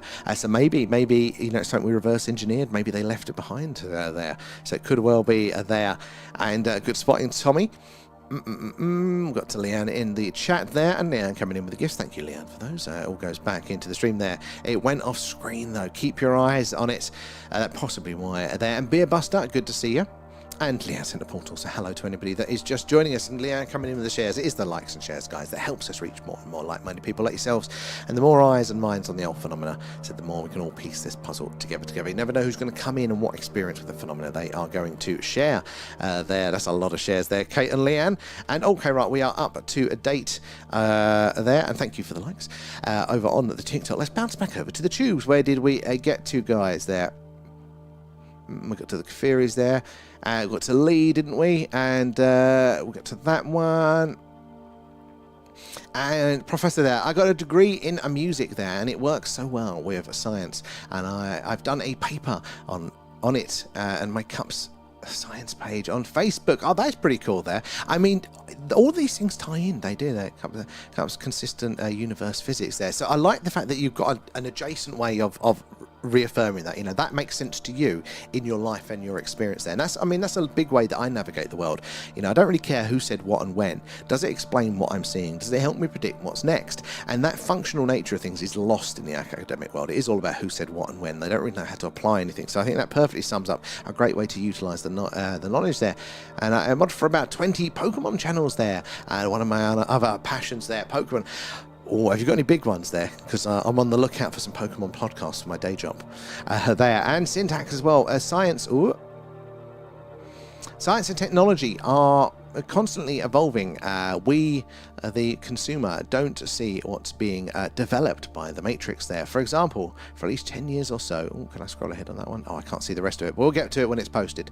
But I think you're right. Like, whether we're interpreting it as a simulation or as the Matrix there, it might just be the nature of the universe, the nature of reality, and something like that. I love the heat.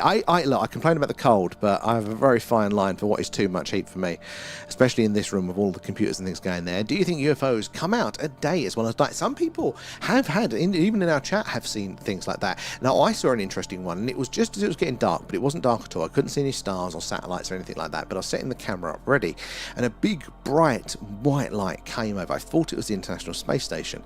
It was that big, bright, and fast. And then I went, wait a minute. I can't see the ISS. It's too bright out. You can't see anything else. And then it went under the clouds, which is obviously far too low for the ISS there. But a lot of guys have seen things during the day. I think it's just generally harder to spot because, there's less contrast there. Leanne and Smokey J, thank you for the gifts. Appreciate that. All the gift subs and members do go back into the stream. Speaking of members and patrons, we're going to be doing that deep dive into the next lot of documents related to the phenomena there. And that's going to be tomorrow, I think, about 8 p.m. there.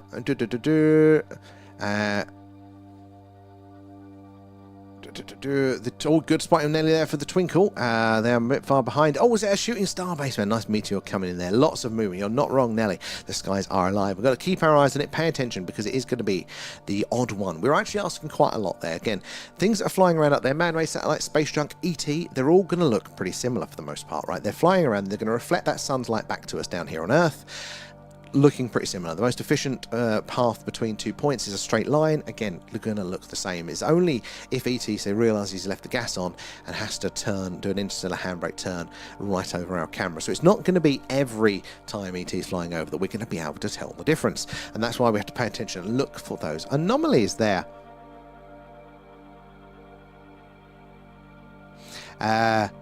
I'm going to jump in on those ones after. I just saw some things and I thought, right, we'll tackle that one after the stream there as well.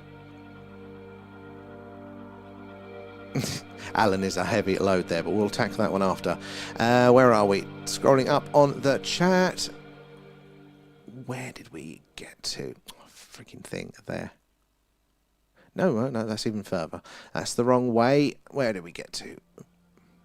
To the meteor there. 100%. Have a Solero then. And Professor as well. I'm a sun worshipper and can sit in all day. I can't. Well, I can sit, but as soon as you want me to walk or move, I'm not good for that on there. It's just going to keep hydrated. I got to do that there. And not often we get the sun in the UK. That is very true. We do need to make the most of it. I said I complain either way. Too hot, too cold there. Nice ones there. Keep up the good spot in there. If it's good, if it's interesting, the mods can highlight the grid there, so we will catch it in more real time. Right, scrolling back over to the TikTok. No, that's too far apart. Oh my god, it's scrolling ahead on me. These bloody chats that auto move up is a right pain in the arse. there as well there. And what are we looking for there, Leo the Legend? So we're looking for UFOs and UAP, things like that there. Now, we have to monitor these things that are flying across the screen. Most of them are going to be man-made satellites. There's a hell of a lot of them up there, but it's going to be the ones that act a little bit strangely because satellites are falling to Earth essentially in a big circle. They're straight paths at consistent speeds. Zoom mode they activated. Can't stop dead or change their course visibly to us there or anything like that. So if we saw, for this one example, deviate from that, if it sped off, if it stopped dead, change course trajectory, that would in fact tell us that it's something a little bit stranger. And we don't really have technology that can do that. It takes a hell of a lot of energy to try and for those things to do that. So yeah, that is the sort of thing that we are looking for. Flashing can be of interest. Colours as well, but it is not as much as a slam dunk there. So that is the real gold standard is the anomalous behaviour there. Where did I get to in the chat? Adam coming in with the shares, appreciate that one, guys. Said it is the likes of shares that helps us reach more and more like-minded people like yourselves there. And Kate as well coming in with the gifts there. Drewski as well, and Rio, and thank you guys for feeding Alan. Nom nom nom. Thanks, apologies guys. if I've missed anyone there. Fighting the scrolls. And whoever it was that put the treasure box in, thank you for that one as well. I think I missed that one. Brian, our Indian ringneck, is the same shade of green. She very much is there. And that's about as much common knowledge there. And Smokey there, the UK Noctis 1 space telescope released a UK UFO disclosure.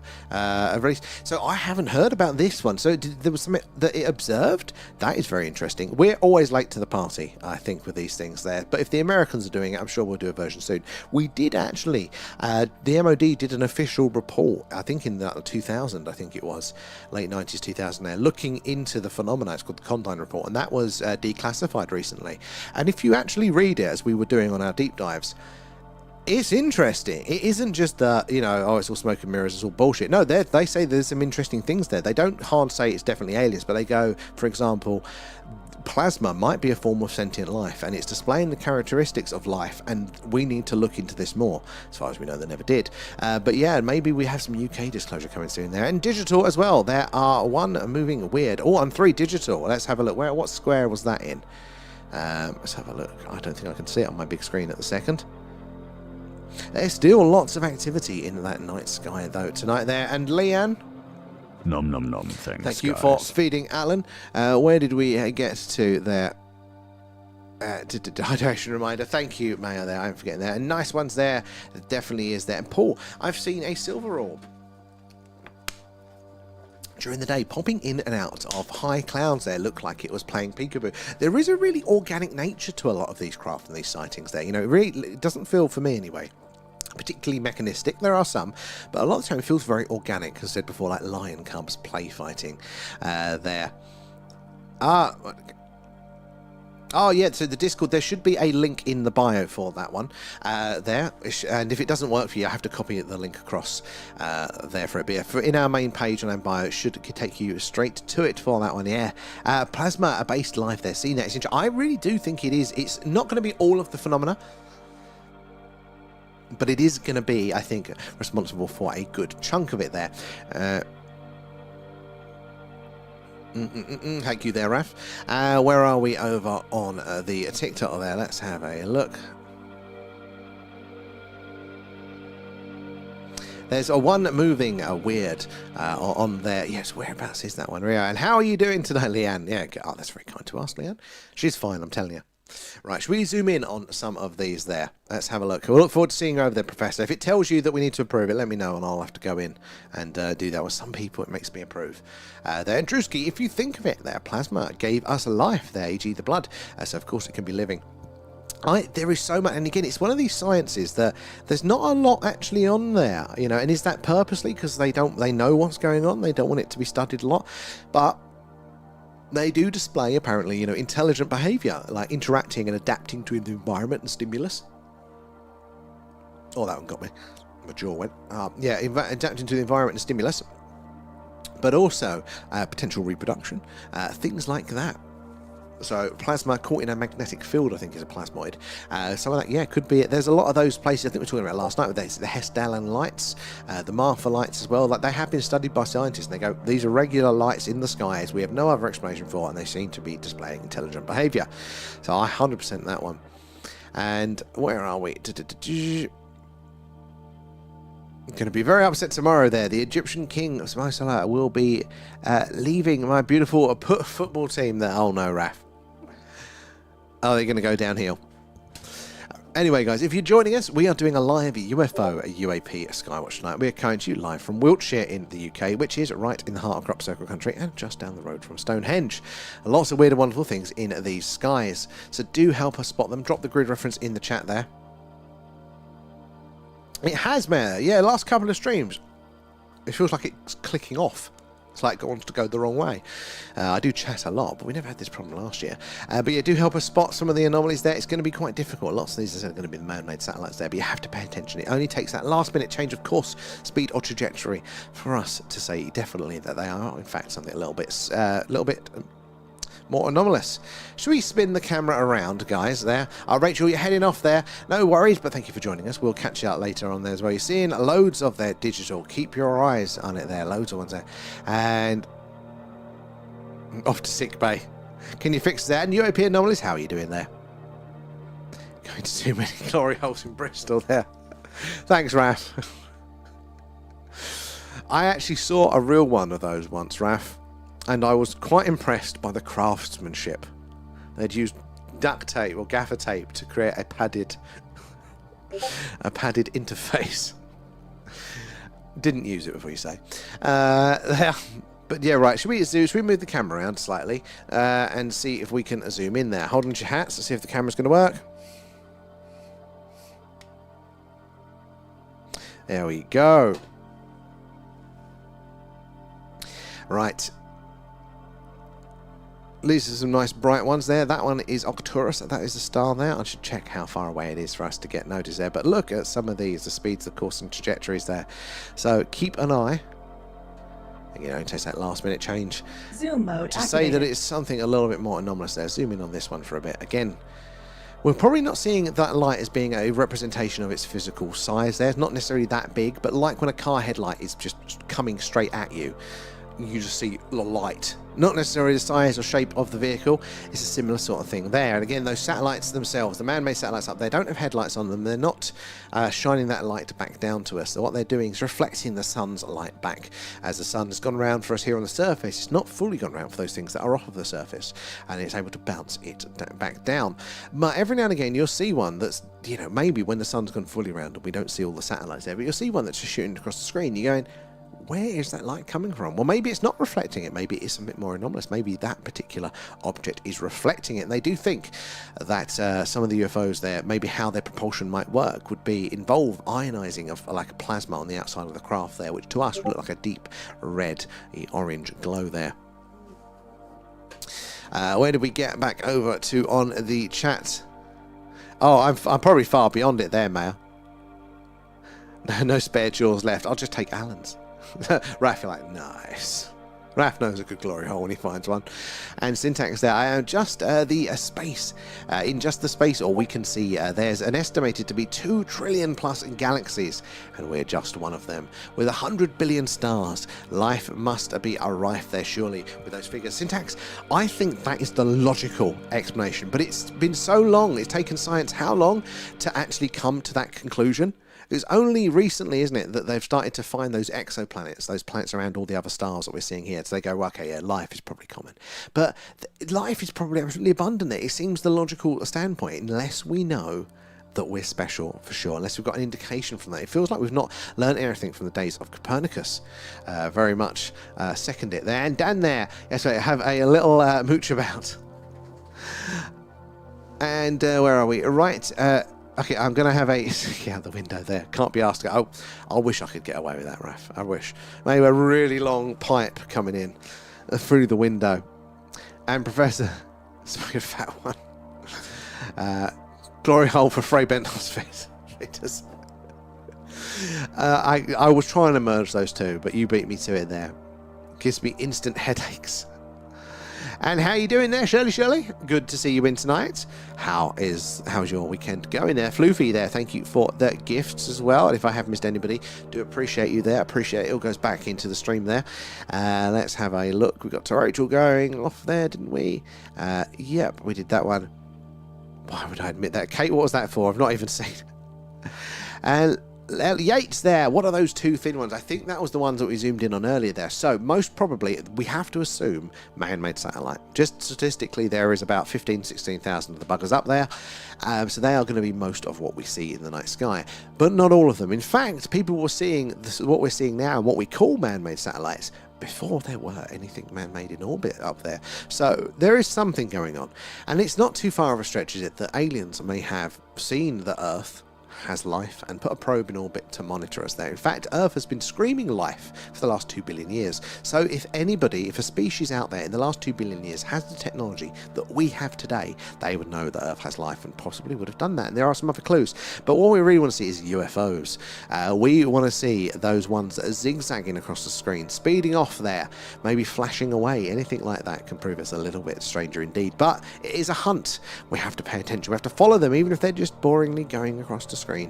It's only that last minute change of direction there that we need to say conclusively that it is a little bit stranger there. And Ember of the Earth, thank you for the follow. Where are you joining us from tonight? Oscar, how are you doing today?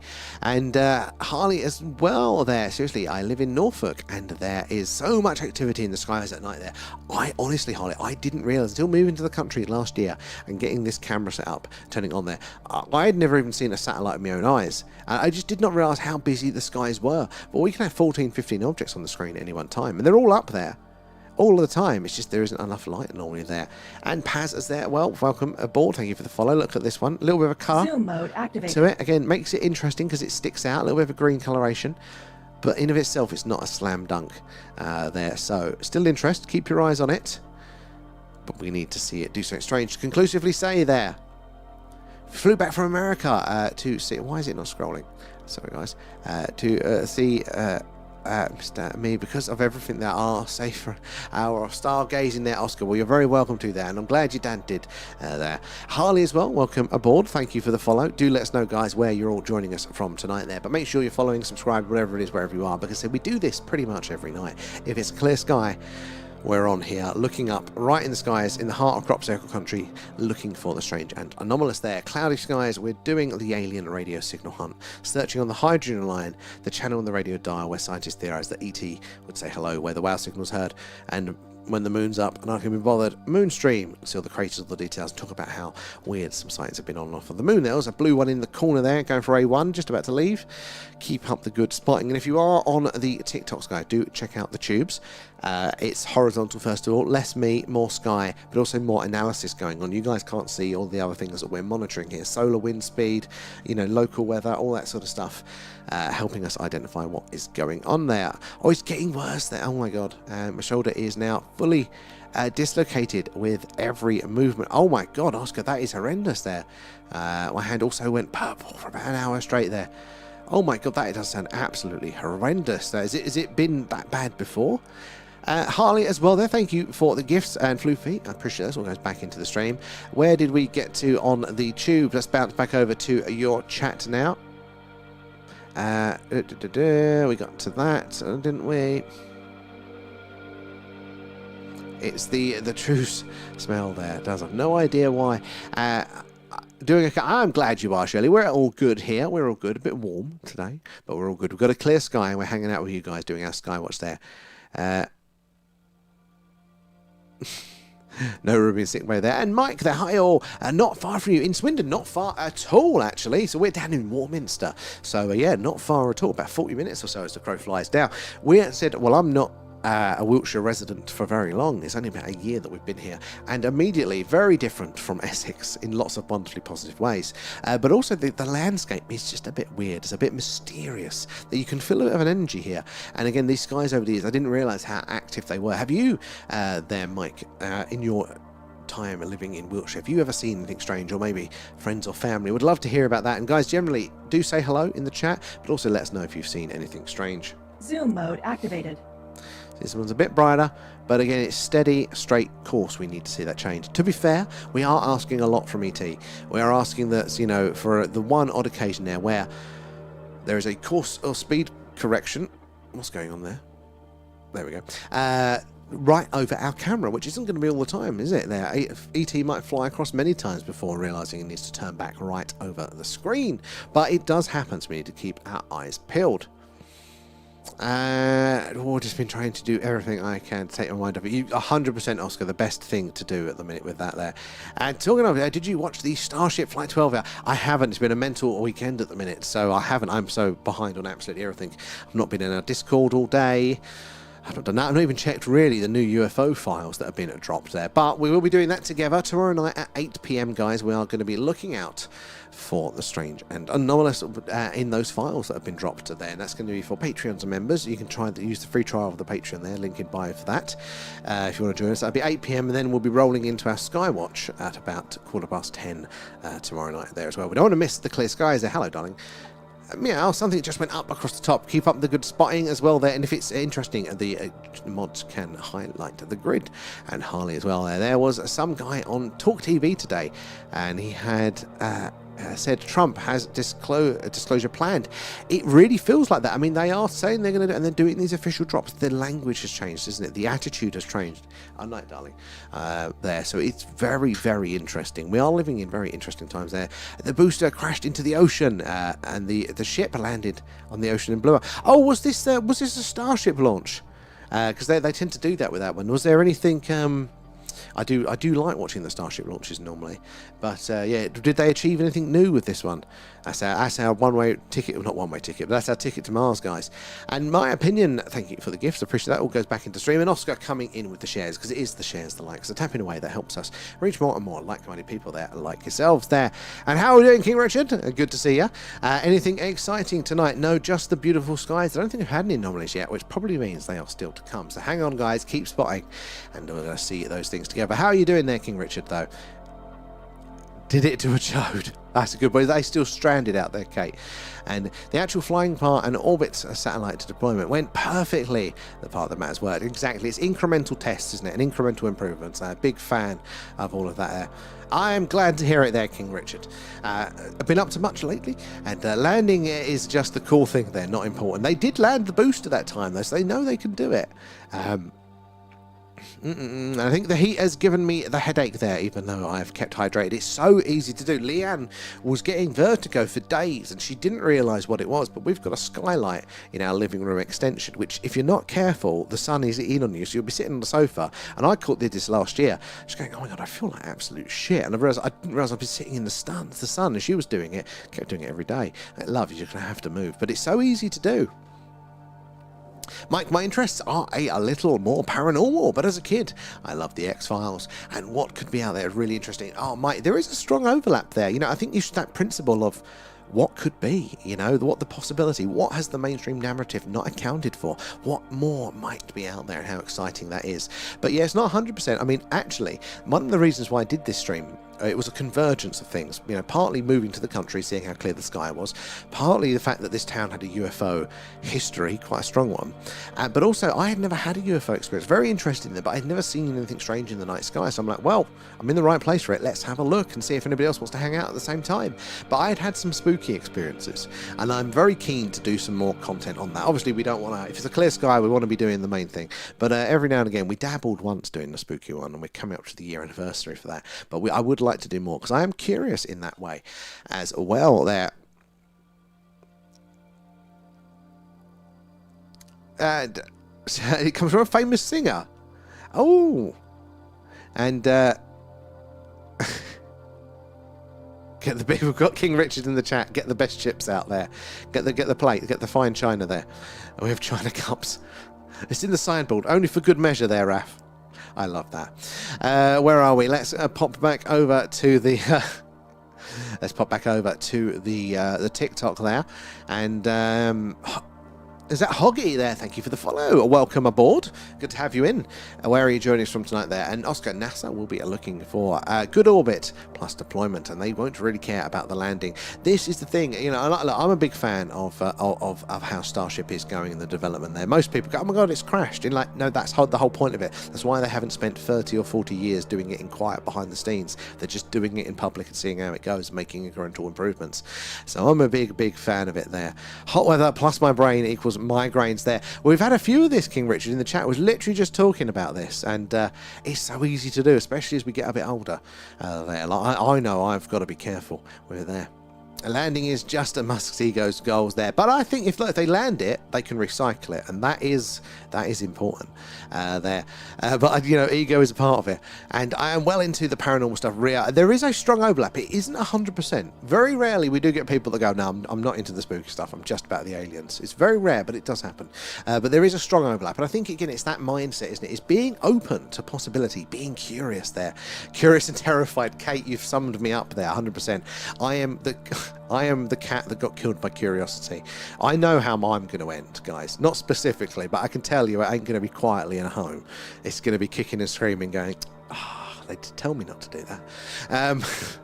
Probably at some point soon. But yeah, curious and terrified. Getting myself into situations there. Like for an ET encounter. I would love the idea. We're doing the searching. We take this show on the road out to the UFO hotspots there. Part of me, I want the encounter. I want the big ship when the light's rotating around to land in front of me. I want to see ET go, hello, mate. But also, if that actually happened, I would run away. I don't actually want that to happen, part of me, you know. There's a real internal pull and throw. It just gets me into trouble. There, Bob's aliens are not real there. Look, it's, what's that? Really smart, ain't it? So, Bob, the problem is that that's not true. And that's not even the consensus of mainstream science there. Look, outside opinions are totally fine, you know, but mainstream science, even now, thinks that alien life is 100%. The fact that there are planets around other stars means it's just a maths game there. It really is there. That is the position of mainstream science. The only reason that they were like, well, we don't know if aliens are real, and they kind of hedged their bets, was because we didn't know. We hadn't observed planets orbiting other stars. But now we know that's true. It's going to be that, and we are getting what are called biosignals now. So they're scanning the atmosphere. They're just about to get the technology to start doing this, scanning the atmospheres of those planets. And they're detecting gases that, as far as we know, can only be made by life there. But also, Mars has bloody life, and NASA's known since the 70s there. They've detected life active on Mars since the 70s. So life is 100% there. Aliens are not real is just too much of a broad cover there. It just doesn't hold up anymore. Now, are they visiting us? What is it that we are seeing when we see these strange things in the stream there? You know, once we've filtered out the man-made satellites, once we've filtered out the shooting stars, the planes, the drones, and we do see those things occasionally. What is it now? Is it ET waving as it goes by? Possibly, possibly not as well. It's very hard to tell. You know, so we can definitely have the conversation around that. But aliens existing and the being out there in the depth of the universe there is 100% there. It's very, very there. And what's your profile there? You're going to have to sell us a bit more than that, mate. What sort of things? I would like to hear. If you've got a counterpoint, if you've got a different direction, I'd love to hear it as well there. We're definitely about the other theories as well there. But we're going to need to hear it there. And NASA calls you right now. Yes or no? You can go to the moon tomorrow. Do you take it? I think default yes, Oscar. Although I get hideous vertigo and I need to manually see the horizon. That's the only... My brain has to calculate balance now. Not from my inner ear, but from horizons. So it would be an awful trip, and I'd be an awful passenger because I'd feel like I'm falling the whole way. But, you know, if you get the opportunity to go, you've got to go. And you're there. The bedroom is 24.5 degrees there. That is too spicy. Put the other fan on from downstairs there. And Bob, there are so-called fallen angels there, possessed by demons and banned by the creator, the follow saints. So there we go. This is... And you know what? I'm not fully opposed to that. I'm really not. Now, I do think that just because there's one thing doesn't mean there isn't the others. I don't think we have to just pick one.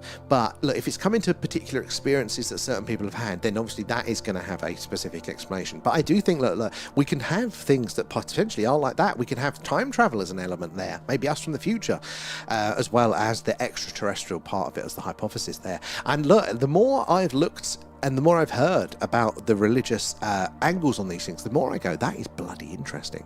That is bloody interesting there. Now, I'm not fully there. I wouldn't say I'm 100%, because I do think that it is interesting that through it, because this stuff goes back for a long time. This ain't just from Roswell, chaps. This goes back to man in caves there. The earliest records we have, they appear to be drawing some very strange things. Then when the recorded record through folklore, through story, there we're hearing again very similar experiences. Through the religious texts, they seem to be describing the same thing, not necessarily in the same language, because this is the thing, as humans we filter things through what we know, from what we understand, and it's no coincidence that in the 40s, as soon as we started to send man into space there in metal spaceships, hopefully going to other planets, we started to think that we were seeing little green men in metal spaceships from other planets there. And back in the day, it's the fairy and the fae, or during the religious times, it was, angels and demons there. Now, maybe that is a more correct understanding. I don't actually know. Maybe they were more close to it with the folkloric understanding there, or with the religious, or maybe we're closer now. I don't know, but I'm definitely open to it. I wouldn't write it off there. It's an interesting one. Draconia are from another planet there. So we carry on a few at the same time there, and they're so-called fallen angels possessed by demons and banned by the creator. I mean, something could be going on there. I'm interested in there, and I think there are, again, human language and human interpretation is really interesting. I do not think any one theory is going to be 100%, just because we're human and we're fallible, and we know how our senses, how we perceive, how we do try to understand the world, how our brain works in that sense. And I just think that our interpretation is always going to be on the back foot. It's always going to be limited. So I'm hesitant to go 100% of anything, but I'm definitely interested in these interpretations, in these perceptions of them there. I think there could be something to it there. And basically Bob says aliens are demons there. So Bob, what's your IQ? I can tell you what my IQ is there, because I did get it tested, and it was a 139. So not quite Mensa level, but I think it's 140's Mensa, so I'm only a point off there, but I am sleepy because it's hot and it's late there. And aliens are real. So what's that, Bob? Wait a minute, let me just scroll up there. Let's have a look. You started off, chat, Bob, there with aliens are not real. Now you're coming in with aliens are real. So we've either convinced you really quickly. There, Iceland as well. Thank you for the follow. Good to have you in. Where are you joining us from tonight there? And Oscar, I am stuck in a sling. Overheating there. It is not. Wi-Fi's gone out. Oh my God, Oscar, that is hot. That is after there. We live life under a dome. I mean, I wouldn't say 100% no, but it's not where I lean at the minute there. And as above, so below, I think is actually pretty on there. But water is not always under all of us, is it there? And actually, Avatar is one I haven't seen yet there. So where did we scroll it to as well? There. And was that Steffi as well? How are you doing? And I don't know if this link will work there, but it's fascinating there. The BBC sound. I don't think only part of it's come through, Steffi. Sadly, it literally cuts off. What sort of thing was it there? And this. Thank you, Kate, as well. There, loving M to the C, loving the stickers there, and. And Lonely, how are you doing there? How many satellites have you seen so far? A ton, an absolute ton. The skies are alive. There's about 15,000 of them at the minute, isn't there? Maybe slightly more. There's a lot of man-made satellites, mostly Starship SpaceX ones there as well. Speed there, thank you. And where are we? No, we're up to it there. Oscar as well, thank you for the gifts. It's very kind of you, matey. There, right, bouncing back over to the tubes. Let's have a look. Let's have a look. Where did we get to, guys?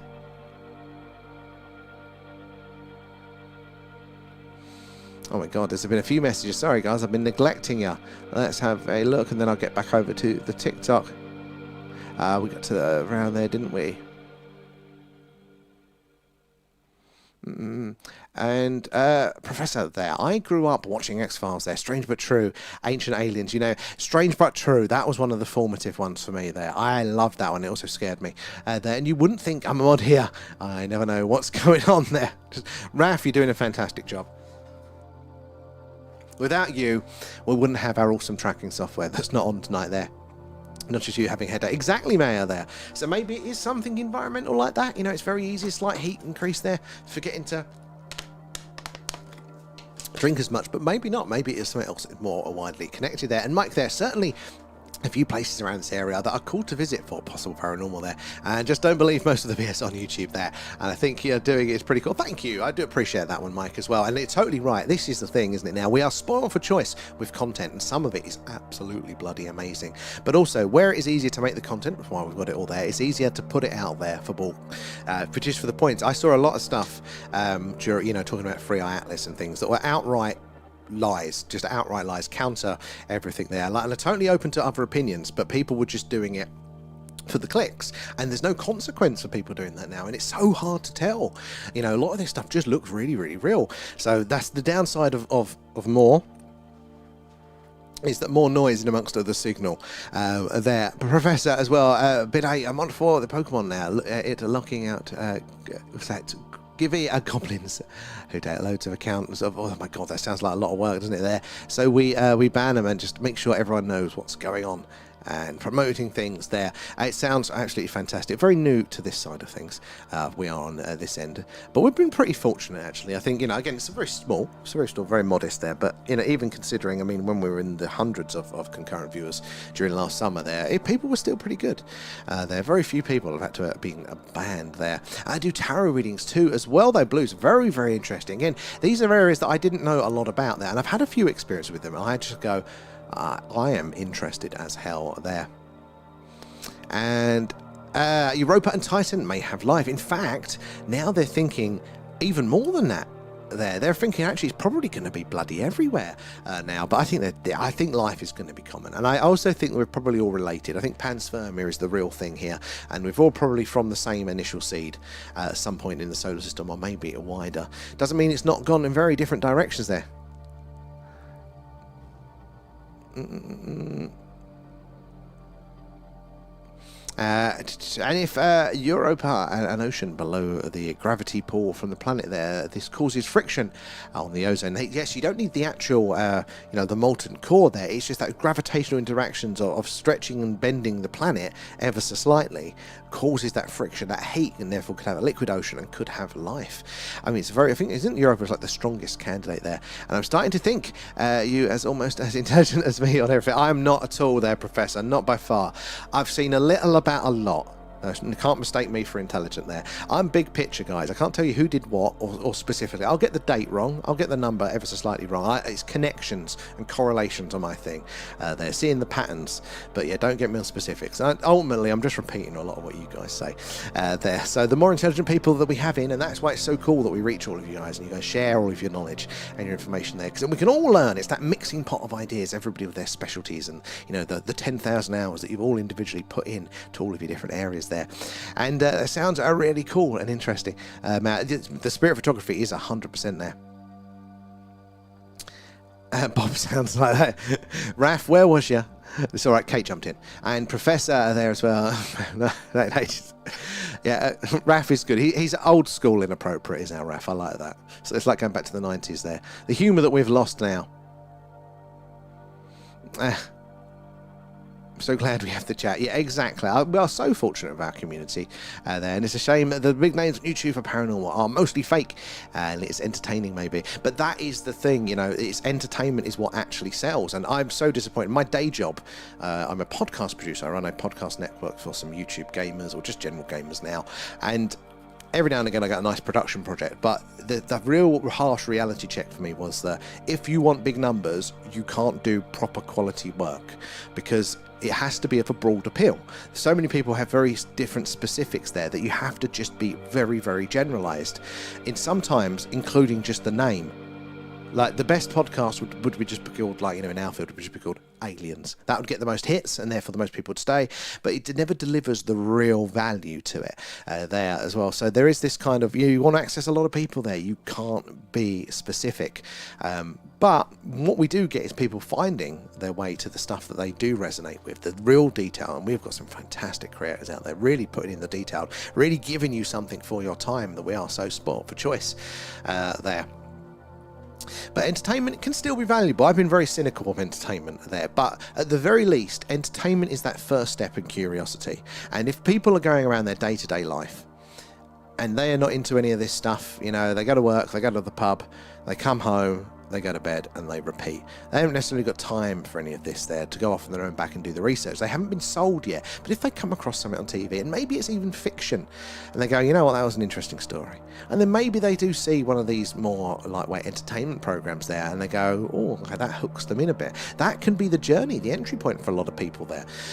So I think it's just making sure we don't take it all too seriously necessarily there.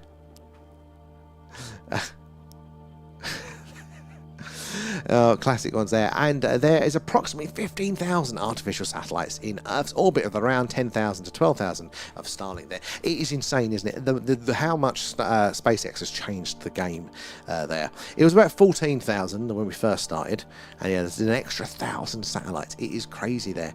Right, James. Ghost Theory is very good. Ghost Theory is the two blokes, isn't it, that they go around, doing a bit of urbexing at the same time. That is one that I do like there. Mike, from my point of view, I've seen spirits, but I agree some paranormal groups stage it. However, I also work solo.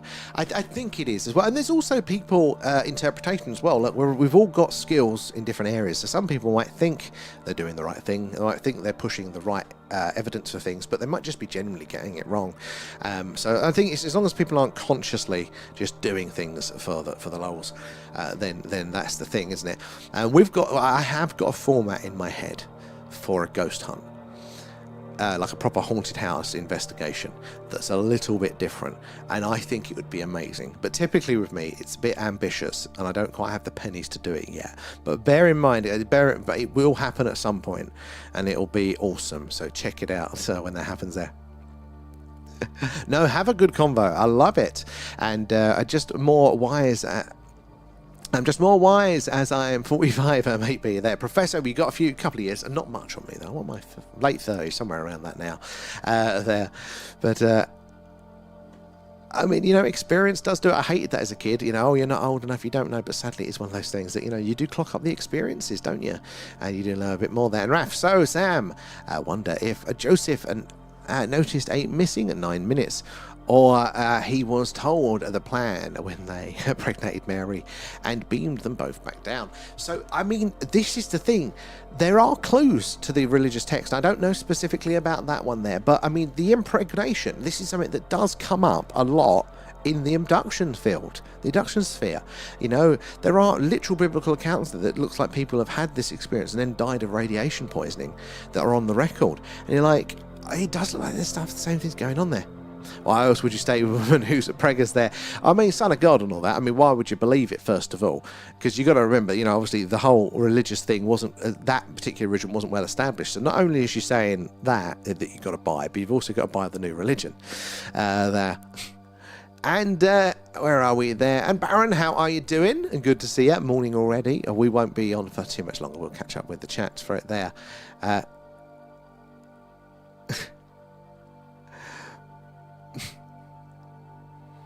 Where are we there? Barons, well, have you looked at my poly-recorded videos? Oh, so I tried to download those ones the other day, and I had trouble doing it. I definitely couldn't do it on my phone, sadly. So I keep meaning to actually do it on the YouTube, my actual laptop, sorry, to see if I can do it there. So I'd forgotten about that one. I'll check that one out in a bit. But I haven't actually even been on our Discord in about a day, so I need to check that one out there. So it's going to be my next job over the weekend. But hopefully I will be able to catch one, and thank you for persevering and putting it on there. Mike as well there. I think a team like Ghosts on Trent there, I've heard them, but I don't think I've seen much. Maybe that'll be my watching later there. And Blue as well. Yes, the Earth was significantly hotter during the time of the dinosaurs there, and throughout the Mesozoic era, about 252 to 66 million years ago there. Global average temperatures there, and again more oxygen as well. And it's things like that like if we did do a Jurassic Park, we don't have the high enough oxygen levels, do we, to support those dinosaurs. If we could make them back, for their frame and for their size, they wouldn't be able to process enough oxygen to just keel over. So it's things like that you don't consider with it as well. It's why giant insects used to be a thing here on Earth, but not. But the first mass extinction event, wasn't it? Was coming from a carbon, for a CO2 atmosphere to an oxygen one. Like the first life actually survived and produced carbon monoxide, but the new bacteria that fed off of that carbon monoxide died off because the new one outwon it there. And in fact, life on Earth, multicellular life, I should say, because we haven't found the first instance of life on Earth. We probably aren't gonna, for very good reasons. But we have traced back intelligent life being on Earth, and through two different strains, not true intelligent life, multicellular life, complex life. There was a strain that developed and evolved much earlier on before ours, and then I think it lasted about 1 million years, and then died off for some strange reason. And then our chain happened there. So what could be going on there? And I could talk for days on the religious stuff there. That relates to everything. Honestly, is so much interesting stuff out there, isn't there, these days? And it is just trying to see the patterns and the connections in it. And these are things that traditionally wouldn't have been correlated. Oh, loving the interactive grid there. Mods, thank you for highlighting that one. That is a good one. There is so many connections there.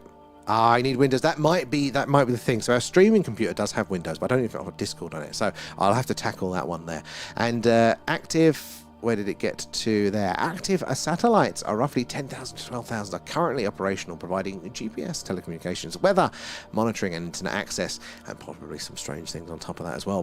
And they want to put up to 100,000 or more out there, don't they? Think how busy the skies are going to be there. And they are a good. No, I've done that one.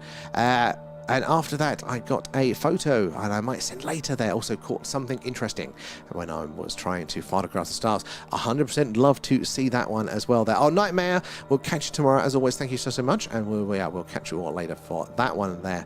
And hydration alert, thank you there, Paul. Right. Oh my God, there's so many messages on the TikTok. I was just catching up on the troops there. Drewski, thank you for the gifts.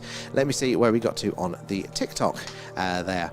There are so many there, and it'll be Kessler syndrome soon. Well, they are really worried about that. And Kessler syndrome, guys, is the snowball effect of one satellite hitting another, breaking into 1,000 parts, and then they essentially become 1,000 speeding bullets that take out more satellites, and eventually all of the orbit is just debris, and you can't get anything into space because it's just like flying parts everywhere, and they think it could be very, very close to it there. Oh, and another thing about that, BBC Sounds, a different podcast there by Nikki Campbell there, with an OAD person. You know what? I don't think I've heard that one actually. I'll have to check. Let's see if I can check that one out there, Steffi. Thank you for the heads up on that one. And oh yeah, you had a falling one in C4 just then. Oh, I was so far behind, but good spotting there. And Oscar there, yesterday it was my 78-year-old granddad's first time ever seeing the space station.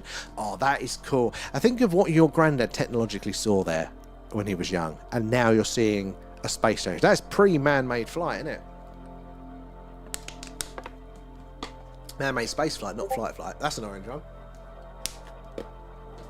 Now, guys, let's zoom in on this one. Zoom mode activated. Now, remember, this orange colour, sure, could be an indicator there of the warp drive being used, ionizing the plasma on the outside of the craft. Now, it's not a massively strong coloration at the minute, but the settings are down on the camera. If I make this more accurate, there you go, it's a little bit stronger there. But look, compared to this one, the whiteness on it there, that could be something a little bit strange. Oh, look, we're getting the colours of the stars now, I just noticed. Some of the reds, the purples, the orange, absolutely stunning tonight, those ones. But yeah, so that one could be interesting. Yeah, but think of the difference that your grandfather has seen there.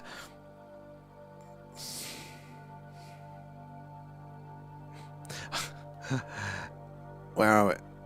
We'll add that one to the small list of blocks then. Never thought that was a sentence I have to say. And come fly me. How are you doing? The overcast in Northern Ireland right now, sadly, but very warm, oddly. Well, I suppose it's a layer of insulation, isn't it? They're keeping the heat in, maybe.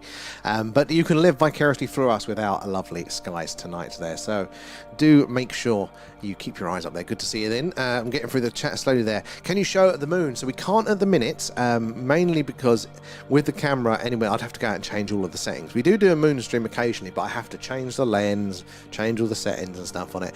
So we normally wait for a really good time when it's a little bit more fuller for it. But yeah, at the minute it just looks like a white dot.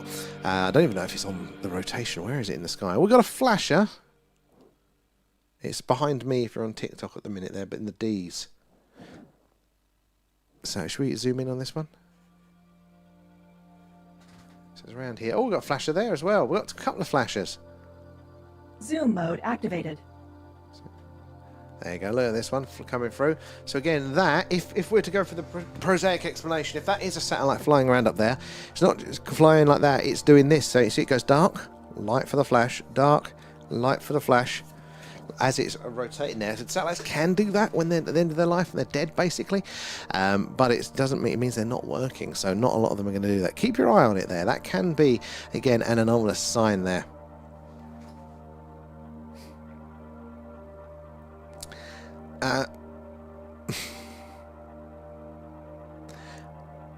there. Where are we? Ah, Carl there. Hi, I'm back there. I had to sort my internet out. No worries, Carl, but good to see you as always. Bloody internet these days. You take it for granted, don't you? And then it drops out. And then you're like, oh my God, where's everything going on there? Oh, wait, where's Oscar going? You're going to go off now, Oscar? Well, if you're still here, thank you for joining us always. I hope things improve for you there. We'll chat to you later. Where are we? And Danny as well. What's your favourite UFO story? Mine's Ian Godfrey. Oh, which one's Ian Godfrey? I don't even know if that one rings a bell. That sounds very good. You know what was my favourite one? I'm a fan of Roswell. Not necessarily... I do strongly think there's something going on there, but I'm not, say, 100% on it. But I do lean strongly that way. But Roswell, Kingman, and Aztec, those ones around that.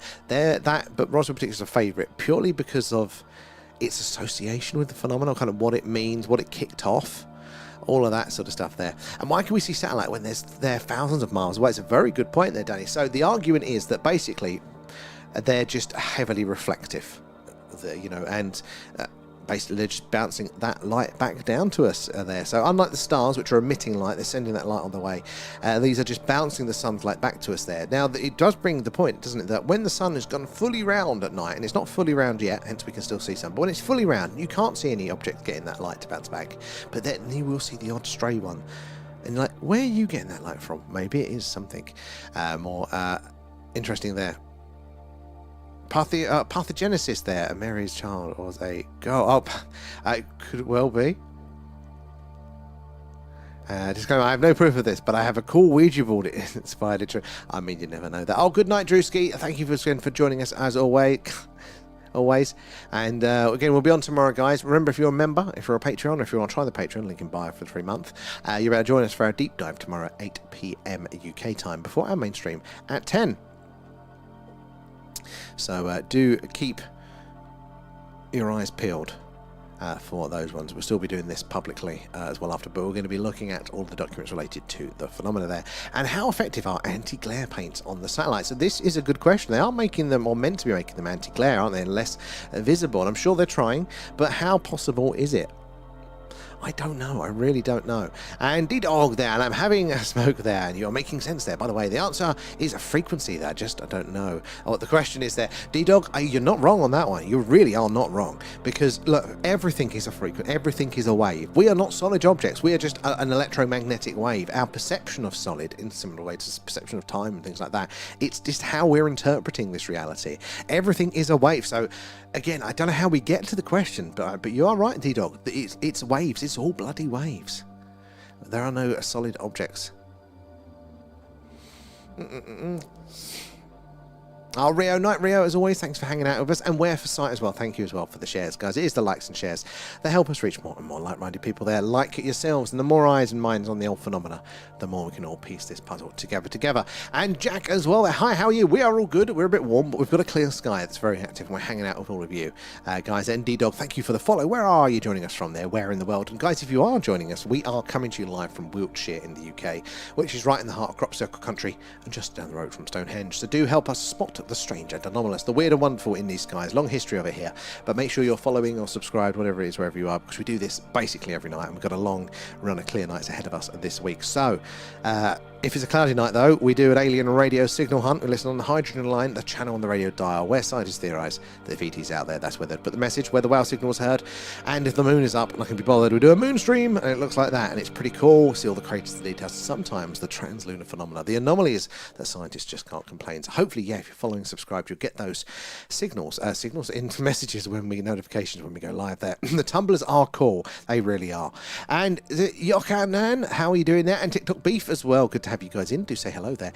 And do we know how many man-made objects are in space there? The ones that could be an issue. So for the man-made satellites, there's about 15,000. But that doesn't account for space junk, or for some that we think we've lost, but we haven't there.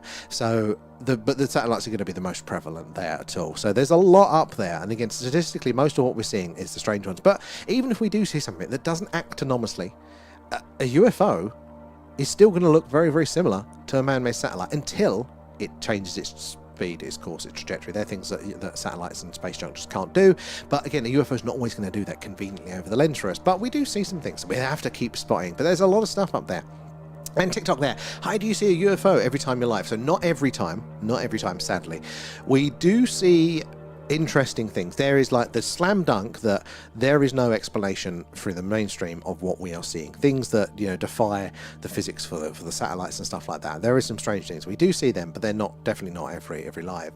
Then there's this middle ground of strange behavior, and you kind of get a gut feeling for the satellites and the moving objects across the screen. And you can go, yeah, we've seen ones like this, we've seen ones like that. But there's this middle ground of like, it's not quite slam dunk, but there's something strange about it. It might be the flashing of it, might be the coloration, might be pulsing, might be doing something like that. That again, technically satellites can do if the wind's right and in a rare circumstance. But it is, or not, it's a rare circumstance, but you know, there is a middle ground there that we can't necessarily prove it there. Carl. Nom nom nom, thanks. Thank you for guys. feeding Alan. It all goes back into the stream there, helping us improve what we do. TikTok beef as well. Thank you for the gifts as well. Said it all goes back in improving all this stuff. But they're much more common there. But we do see the other stuff. We have got clips on our main TikTok page for that as well there. And where is Free Eye Atlas abolished? Good question. That was the talk of the town for such a long time. And rightly so. Very interesting object. But it's on its way out of our solar system. It's well past Jupiter now. And yeah, the further away it gets, the harder it is to get any information from it. But it was very strange. I don't think it was a slam dunk either way. But I mean, it was a very, very strange object there. And your brain interprets waves, and mine may not work in the same there. The gut is a true. The Edinburgh, I do love a bit of Edinburgh. Again, a very good skies where you are there. Beautiful city as well there. But you're right, that the waves, I think, look, there are things like consciousness and being alive, this sort of stuff, that we use these words all the time, but science doesn't have a good definition of sentience, of intelligence. We have a working definition, kind of like gravity. You'd think that we know a lot about that, and we know bits. We have a functional understanding of it, but we don't know where it comes from. We don't really know what it is at its core, you know, there. And again, consciousness is one of those things as well, and how we get that consciousness. Is it to us? Is it our brains that produce it, or do our brains receive it? It's insane trying to get your head around. And mainstream science is talking about this now. You know, they're just starting to stumble on this, and they're actually starting now to sound like a lot more of the spiritual stuff. They're like coming to the same conclusions, but we don't have a good definition yet. And what is that flying by TikTok? So good question. Most of them, unless they do something strange, we have to sadly just go, probably a man-made satellite there, but not necessarily. And again, as soon as they stop dead, shoot up for speed, change course or trajectory, then we know for sure that we have something a little bit stranger there as well. And Kasim, welcome aboard there. Thank you for the follow there. Strange Wisconsin Skies. I love that name there. Howdy, how are you doing tonight? So I assume you've seen a few things. How are the skies in Wisconsin? They're good to have you in there, Ian. Have you seen multiple things in the stream at a time? So we've seen multiple moving objects, but I don't think we've seen multiple anomalies on the screen at one time. I think we've had it in the same live. We've had a couple of lives, and it's the summer is the peak for us, really. It's just so active. It might just be that I'm more awake. But we have had strange things on the multiple sessions, but I don't think we've had it on the stream at the same time there. Good questions there. Carl as well, coming in with the stickers. And D-Dog, it's frequency there, medical, and of course weapons. Harp is an interesting one, and again, I think they are playing with certain things there that could well be part of what we're seeing in the phenomena there. So there's going to be multiple things going on there, but frequency is the direction. It might be something those earlier civilizations understood, and we've just gone down a totally different path there. Where do we get to over on the YouTube? Let's bounce over to see you guys there.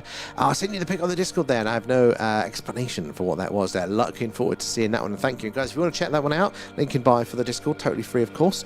But we've got a personal experiences section where you can put in all of your information about any experiences you've had, images and videos too, or you just read through them. That's my favourite bit. Interesting things with just general podcasts about the phenomena, all of that stuff as well is available there as well. And Mike as well, how long have you been interested in this field there? Did someone or something get you into this? Good question. So for me, always been curious. Any mysteries? You know, you think of the strange but true there, all the stuff that would cover. That was my thing, discovering that there are still things to be discovered in this world. And my personal experiences until doing the Skywatch had mostly been around the spooky side of things there. But I still was an interest, and I'd consume all podcasts and content on the UFO stuff. In fact, I used to consume quite a lot of it, and that had started to become more of the main thing for me. And then, literally, we moved to the country and just picked this town based on the house that we could afford, and went, right, yeah, that's it, we're moving. Let's Google this town. Oh, right, yeah, no, crime rate's okay. And, oh, it had a massive UFO flap here in the 60s and 70s. Right, well, that's bloody convenient. And how the hell did I not hear about this? I thought I'd heard about all of the good cases. But no, it's an untapped one. So that's why we called the thing, because it was called the Warminster thing. So that kind of triggered it here. But yeah, now doing this, we have seen some anomalies. Haven't quite seen, I don't think, the full-on craft shape. The triangle sighting was the closest but having it, even though this is live, the camera's 10 meters in front of me in my garden, I feel very detached. You know, it's like watching another YouTube video there. It doesn't feel like doing the experiences. When we do it live on top of the Iron Age hill forts or on those locations, it's a very different story. You do feel like you're out there, and I think that's what I'm waiting for, to really feel like we've had it there. And Baron there, I'm a fan of my mother and uncle of all the UFOs they saw back in the late 60s and 70s. There, now that is pretty cool. Actually, my family didn't really have any sightings, that sort of thing. But having that basis, you know, to kind of nurture that interest within you, I think is good. I always feel sorry for the people. There's a lot of people out there that you'll have an experience there and it'll be life-changing. You go, what the hell was that? And then immediately, it's what we do. We have to tell people because we want to find that answer. That's what you're doing. You're going, have you experienced this? What's the answer? Have you experienced this? Our brain wants to resolve it. But when you share it, you just get the, you know, the strange looks at best. And, you know, something so important that you struggle to share. So if you've had somebody with you, or if you've got a supportive family there, it's incredibly valuable. It's very active on screen there. How you doing, Professor? Side eyes. And exactly, a crystal is actually a liquid, but it is vibrating at such a high frequency that it appears to us as solid. You know what? That's blown my mind. I was looking at time crystals the other day. That was fascinating. As well there, and I wrote a paper on music and waves and frequency and colours relate to the 7th note in a scale, and it's 8 octaves. And I mean, again, I'm no good on the specifics there, but those connections interest me. I nearly just hit the stream off button, so probably too big brain for me, but I like the sound of it. Those connections, I think that is what's going to just tell us the overall rules, that then we can shine the lights on things there. And I've seen quite a few, but I rarely have a camera or a phone to hand. Honestly, Baron, so many people have that, and I don't blame them, because the one time that I saw something outside and that wasn't on doing the stream, I was setting up the camera for the stream. I got my camera out. I did remember to do it, but I was just looking at the object that I was just filming the sky, basically. There's a really crap video of it. We did post it on our TikTok there. How you doing, Dead? Good to see you in. Where are you joining us from tonight there? Barney and Betty Hill is an interesting one there. And do you think that the beads and ghosts have the same thing? So I think the stuff that, you know, the spooky world, whatever governs that, whatever allows that to be possible, allows for us to have missed it in mainstream science. I think there's going to be those strong connections to the phenomena that we are seeing here today there. And one of 3 UFOs that was shot down in February 2023 there floated 150 feet over me for 30 days before. That is very interesting. Is that the balloon, what the ones they called balloons at the time? Was it around that sort of time for those ones there? What did it look like there? Because I've just seen the lights in the sky. I'd love to see the actual craft shell shape, whatever it is there. And they was they were mixed race as well as back then, and that's why you would draw attention. Exactly, there was a higher risk for them to come out with something like that, let alone just the stigma that we suffer now. But it's much less now there. Oh, night Raf, I'll join you. We'll catch you over the weekend. Thank you for joining us there. And White Sheet Hill there near Mia in Wilts there has a new crop circle. Oh yes, I think I saw that one. I think someone pointed out last night. Yeah, again, very interesting. We're still waiting for that crop circle to appear in a farmer's field that A, has telephone signal, so we can do a live stream, and B, that the farmer isn't going to chase us off with a shotgun there, because we want to do this live from a crop circle. I think that'll be a first there. And next there, Muamua was a strange object there. Not only was it from interstellar space there, it was cylindrical as well. So I actually, more than Free Eye Atlas, I was more interested in a Muamua. That is still very strange there.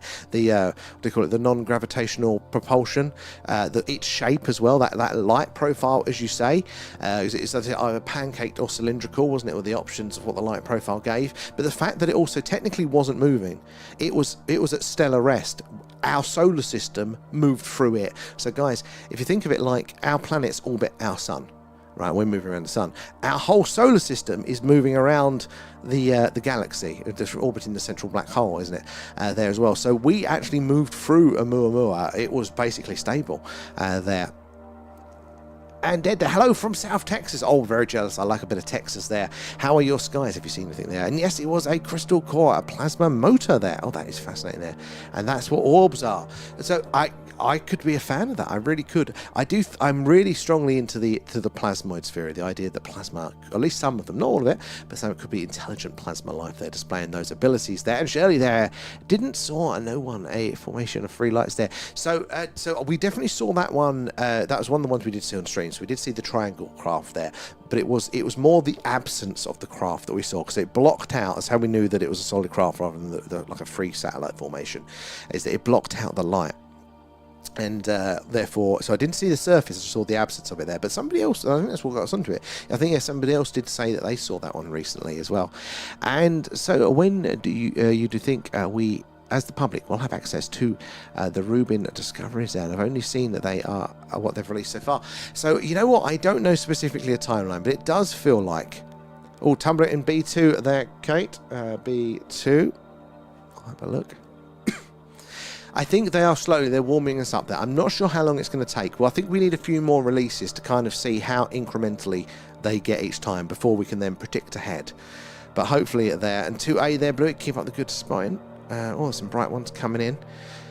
Can't see the Tumblr myself on that one. Right, let me bounce back to the TikTok chat. Let me see where you are tonight. Right, so tubers, I think I'm going to finish the chat there for tonight, because we'll come off in a bit. TikTok, Carl as well, feeding Alan. Nom nom nom, thanks, and guys. Ryder J there as well. Thank you for the gifts. Appreciate that. All goes back into the stream. Let me have a look on the chat on TikTok, see where we got up to, and I'll finish this one, and then we can go. Then we'll call it for there. But keep spotting. I said it only takes that last minute change, and it has happened in the last few seconds before. And Ian, have you seen multiple things? No, I did that one there. Carl with the stickers. And D-Dog there. No, did that one. Oh, could earthquakes in convenient places at conventional times. So, yes, that is as well. That is definitely part of it there. But also ionising the atmosphere with the hydrogen. We know that the HARP can literally do that. And that would explain the movements we see of things like the Tic Tac there. Solid objects, well, technically solid plasma objects that it could create just by radio waves. And then, like if you shine a light in a mirror and then you move it like that through the mirror to get the reflection, it could be doing that of the ionosphere to create those solid detections there. Why the pilots were seeing things. That it might just be a plasma formation there. And freaky stuff happened there. Make an offer on that house. Oh, is that for moving here? No freaky stuff. I will start bringing up your creepy garden, Kate. And Ian there, what do you think of all American sightings, as some seem fake? Well, like of everything, I don't think everything is going to be real there. You've got people that are purposely misleading people there for whatever reason. That might be attention, money, fame, whatever they perceive they may get from it, whether they actually do. You've got people's interpretation, and this is the biggest one as well. Like, we are only as good at identifying objects as to our level of knowledge, experience, education, belief structures as well, because we don't necessarily just see what is there in reality. Our brain processes it and filters it through what we already know. So you've got that interpretation angle there, but I think there are a lot of true ones there. I think there is a fire to the smoke there. There is something at the core of it. Do I think anybody's specific interpretation is 100%? Probably some of them will be close, but I don't know with the information we've got to hand. But I lean very strongly with a few people there. I mean, but I think multiple things could be going on. Yes, some of them will be definitely fake. Some of them will be people getting it slightly wrong, and some of them will be real there. But that's the work we've got to put in there, trying to figure it out there. Hot Chocolate 80s Band. I wrote a song, and no doubt about it there after encountering. Did they really? I always find that fascinating when actual celebrities are also on the UFO front as well. I've not done that there. Just missed it. Oh, no worries there, Kate, but you got in pretty quick. And how is it there? We can't land on the moon, and we did when I was a kid. So I actually think that we don't want to point things to conspiracy, or malice when it is just incompetence there. And I've seen so much bureaucracy, bullshit, and incompetence and waste that it takes a lot for me to go fully to the conspiracy route, the active people conspiring. And it is very true that we do lose skills very quickly. We lose how to build things very, very quickly. And I think there's a great analogy with that was, during the Second World War, the American snipers were absolutely bang on. They were very, really good and really, really skilled.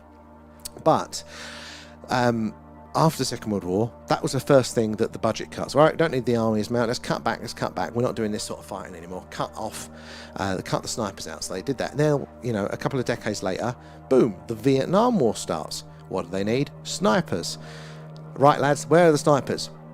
oh shit, we've not got any, and oh shit, we don't know how to do it anymore. We can't even train any up. All of the skills of people had been filtered out and had gone, had been lost. They had to bring in an Olympic shooter, I think it's a US Olympic champion, and some of the British guys to train the new snipers for the US Army. So we can lose skills really, really quickly. But maybe it is a sign that there was something a little bit stranger going on. Maybe they did fake it, and now they're actually trying to do it properly or something there. I mean, I do lean that we went there. That's a nice green one on screen. Keep an eye on that.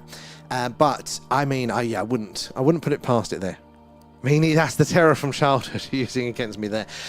Any leverage I can get, Kate. And so in the world, America's hotspot for most activities. So it's an observation bias.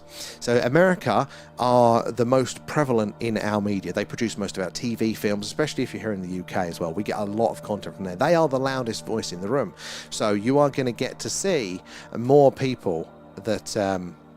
you're going to see more of their news stories. There is actually, all of the data is out there. You know, all of the sightings are out there for a bit, but they're just not served up for them. We don't kind of culturally know about them as much. You know, we hear about Roswell, we hear about this and about that. So it's more of an observation bias that because there is a hell of a lot of sightings going back a very, very, very long time, just generally out in the world. So it's more just sort of what we hear. The Americans are loud, and I can say that because I've got an American family. They're loud. And as well, I have a theory on that. The US is massive and has more dust. Oh, actually, that's a very good point there to consider as well. That there's a lot more opportunity for rurality there, you know. And that's something that I noticed here in the UK. First doing this, I would have thought that you guys sharing your experience, it's going to be a roughly equal distribution amongst the countries. England, Scotland, Wales, Ireland, Northern Ireland.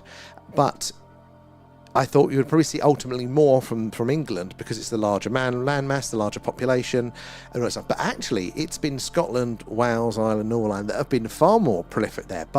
And you're thinking, but they're smaller populations. There's less people to see the things, less physical size. But actually, they're more rural. They're less population dense. So maybe there's just less light pollution, more clearer skies. Maybe culturally, again, when you're out in the country, you are a bit more connected to nature and to looking up to these things. So maybe they're observing it a bit more. So that's a good angle on that one, Kate. I totally forgot about that. But yeah, again, it's a different geographical roll of the dice there. And D-Dog there, and I'm an engineering and had 40 years and remember it all there. So you are in engineering there, but what about when you retire and if you haven't trained somebody up? You know, it can get very, very done very, very quickly. It's very difficult, and the US has actually got a big problem with this at the minute. So with this totally obscure thing, nothing to do with UFOs, but apparently it's the injection molding, making the molds to make parts to injection mold. Apparently nobody in the US does it anymore. Obviously used to be a leader in manufacturing, but they can't. They have to ship it off to China to do that because no companies can remember how to do it and are not motivated to figure it out again. Scotland Wales have dark mountain range. They really, really do that. How are you doing, Kendo, as well? Good to see you in. Obviously, we're not going to be on for long tonight now, but good to see you there. Right, I'm going to wind up the last messages now over on the TikToks. On the tubes. I think with all the claims, yes, the area or location should be investigated, but also the climate there to take away any issues like mental health or drug abuse, etc. There are so many, and you know, I think we're not necessarily receptive there. How are you doing to mental health and just how psychology, how the brain works in general there, because it's been used all the time to dismiss people. So I think we're understandably sensitive to it there, but psychology is fascinating, how the brain works, and it actually, I find, look, it will take a few sightings possibly off the table, but I think it reinforces a lot of it there. It actually reaffirms, actually, you know, that is strange, kind of in the way that, you know, with the blurry photos of UFOs. Well, actually, if we're right about the propulsion method, the blur is another indicator that they're using technology that we don't have. So maybe, again, some of those people experiences can be definitely used to bolster it back up there. And then there's 7 hours after my sightings, the FAA grounded all flights in the US there, and only the second time in history. I mean, there's a connection, isn't there? You know, like they don't pull. You could look what people do, not what people say.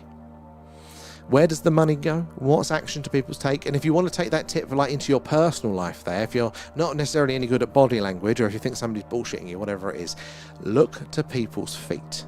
That tells you what they want, tells you what they're interested in. If they're interested in your conversation, those feet are going to be pointing at you. If they're not, they're going to be pointing at the door. If they want that chocolate biscuit that you haven't offered them yet, they're going to be pointing at that chocolate biscuit. There. Oh, interesting blue flash there, basement. I'll have to check that one out afterwards for that one. Good to spot in there. And then I find a MUFON report a few days later, and the Air Force reported an orange and white object crashed into the F-16. So now that is very interesting. Is that the one that did damage the canopy there? Perception can be very different than truth or reality. It can be. It really can. Subjectivity is something that we do have to consider with this. And also the fact that, again, guys, we do not perceive reality. At the minute, the way I look at the world, it looks like I'm looking out of a window of my head into the world. And there's a microphone, there's a laptop here, and there's a phone in front of me. That's not what's happening. I'm watching a TV screen in my head. And those sensors they can be changed, they can be manipulated. There are things, like that. The brain kind of fills in a lot of blanks there. But it doesn't mean what you're seeing isn't there as well. And we're also not developed. We don't perceive everything there. We don't perceive radiation as well, or certain types of radiation, I should say. But we don't see in all the light spectrum. We see a chunk in the middle, but there's down the low end, there's infrared light, and at the top end, there's ultraviolet. Oh, there's a blue flash there, C2, Carl. Thank you for that one. C2, that's right by there.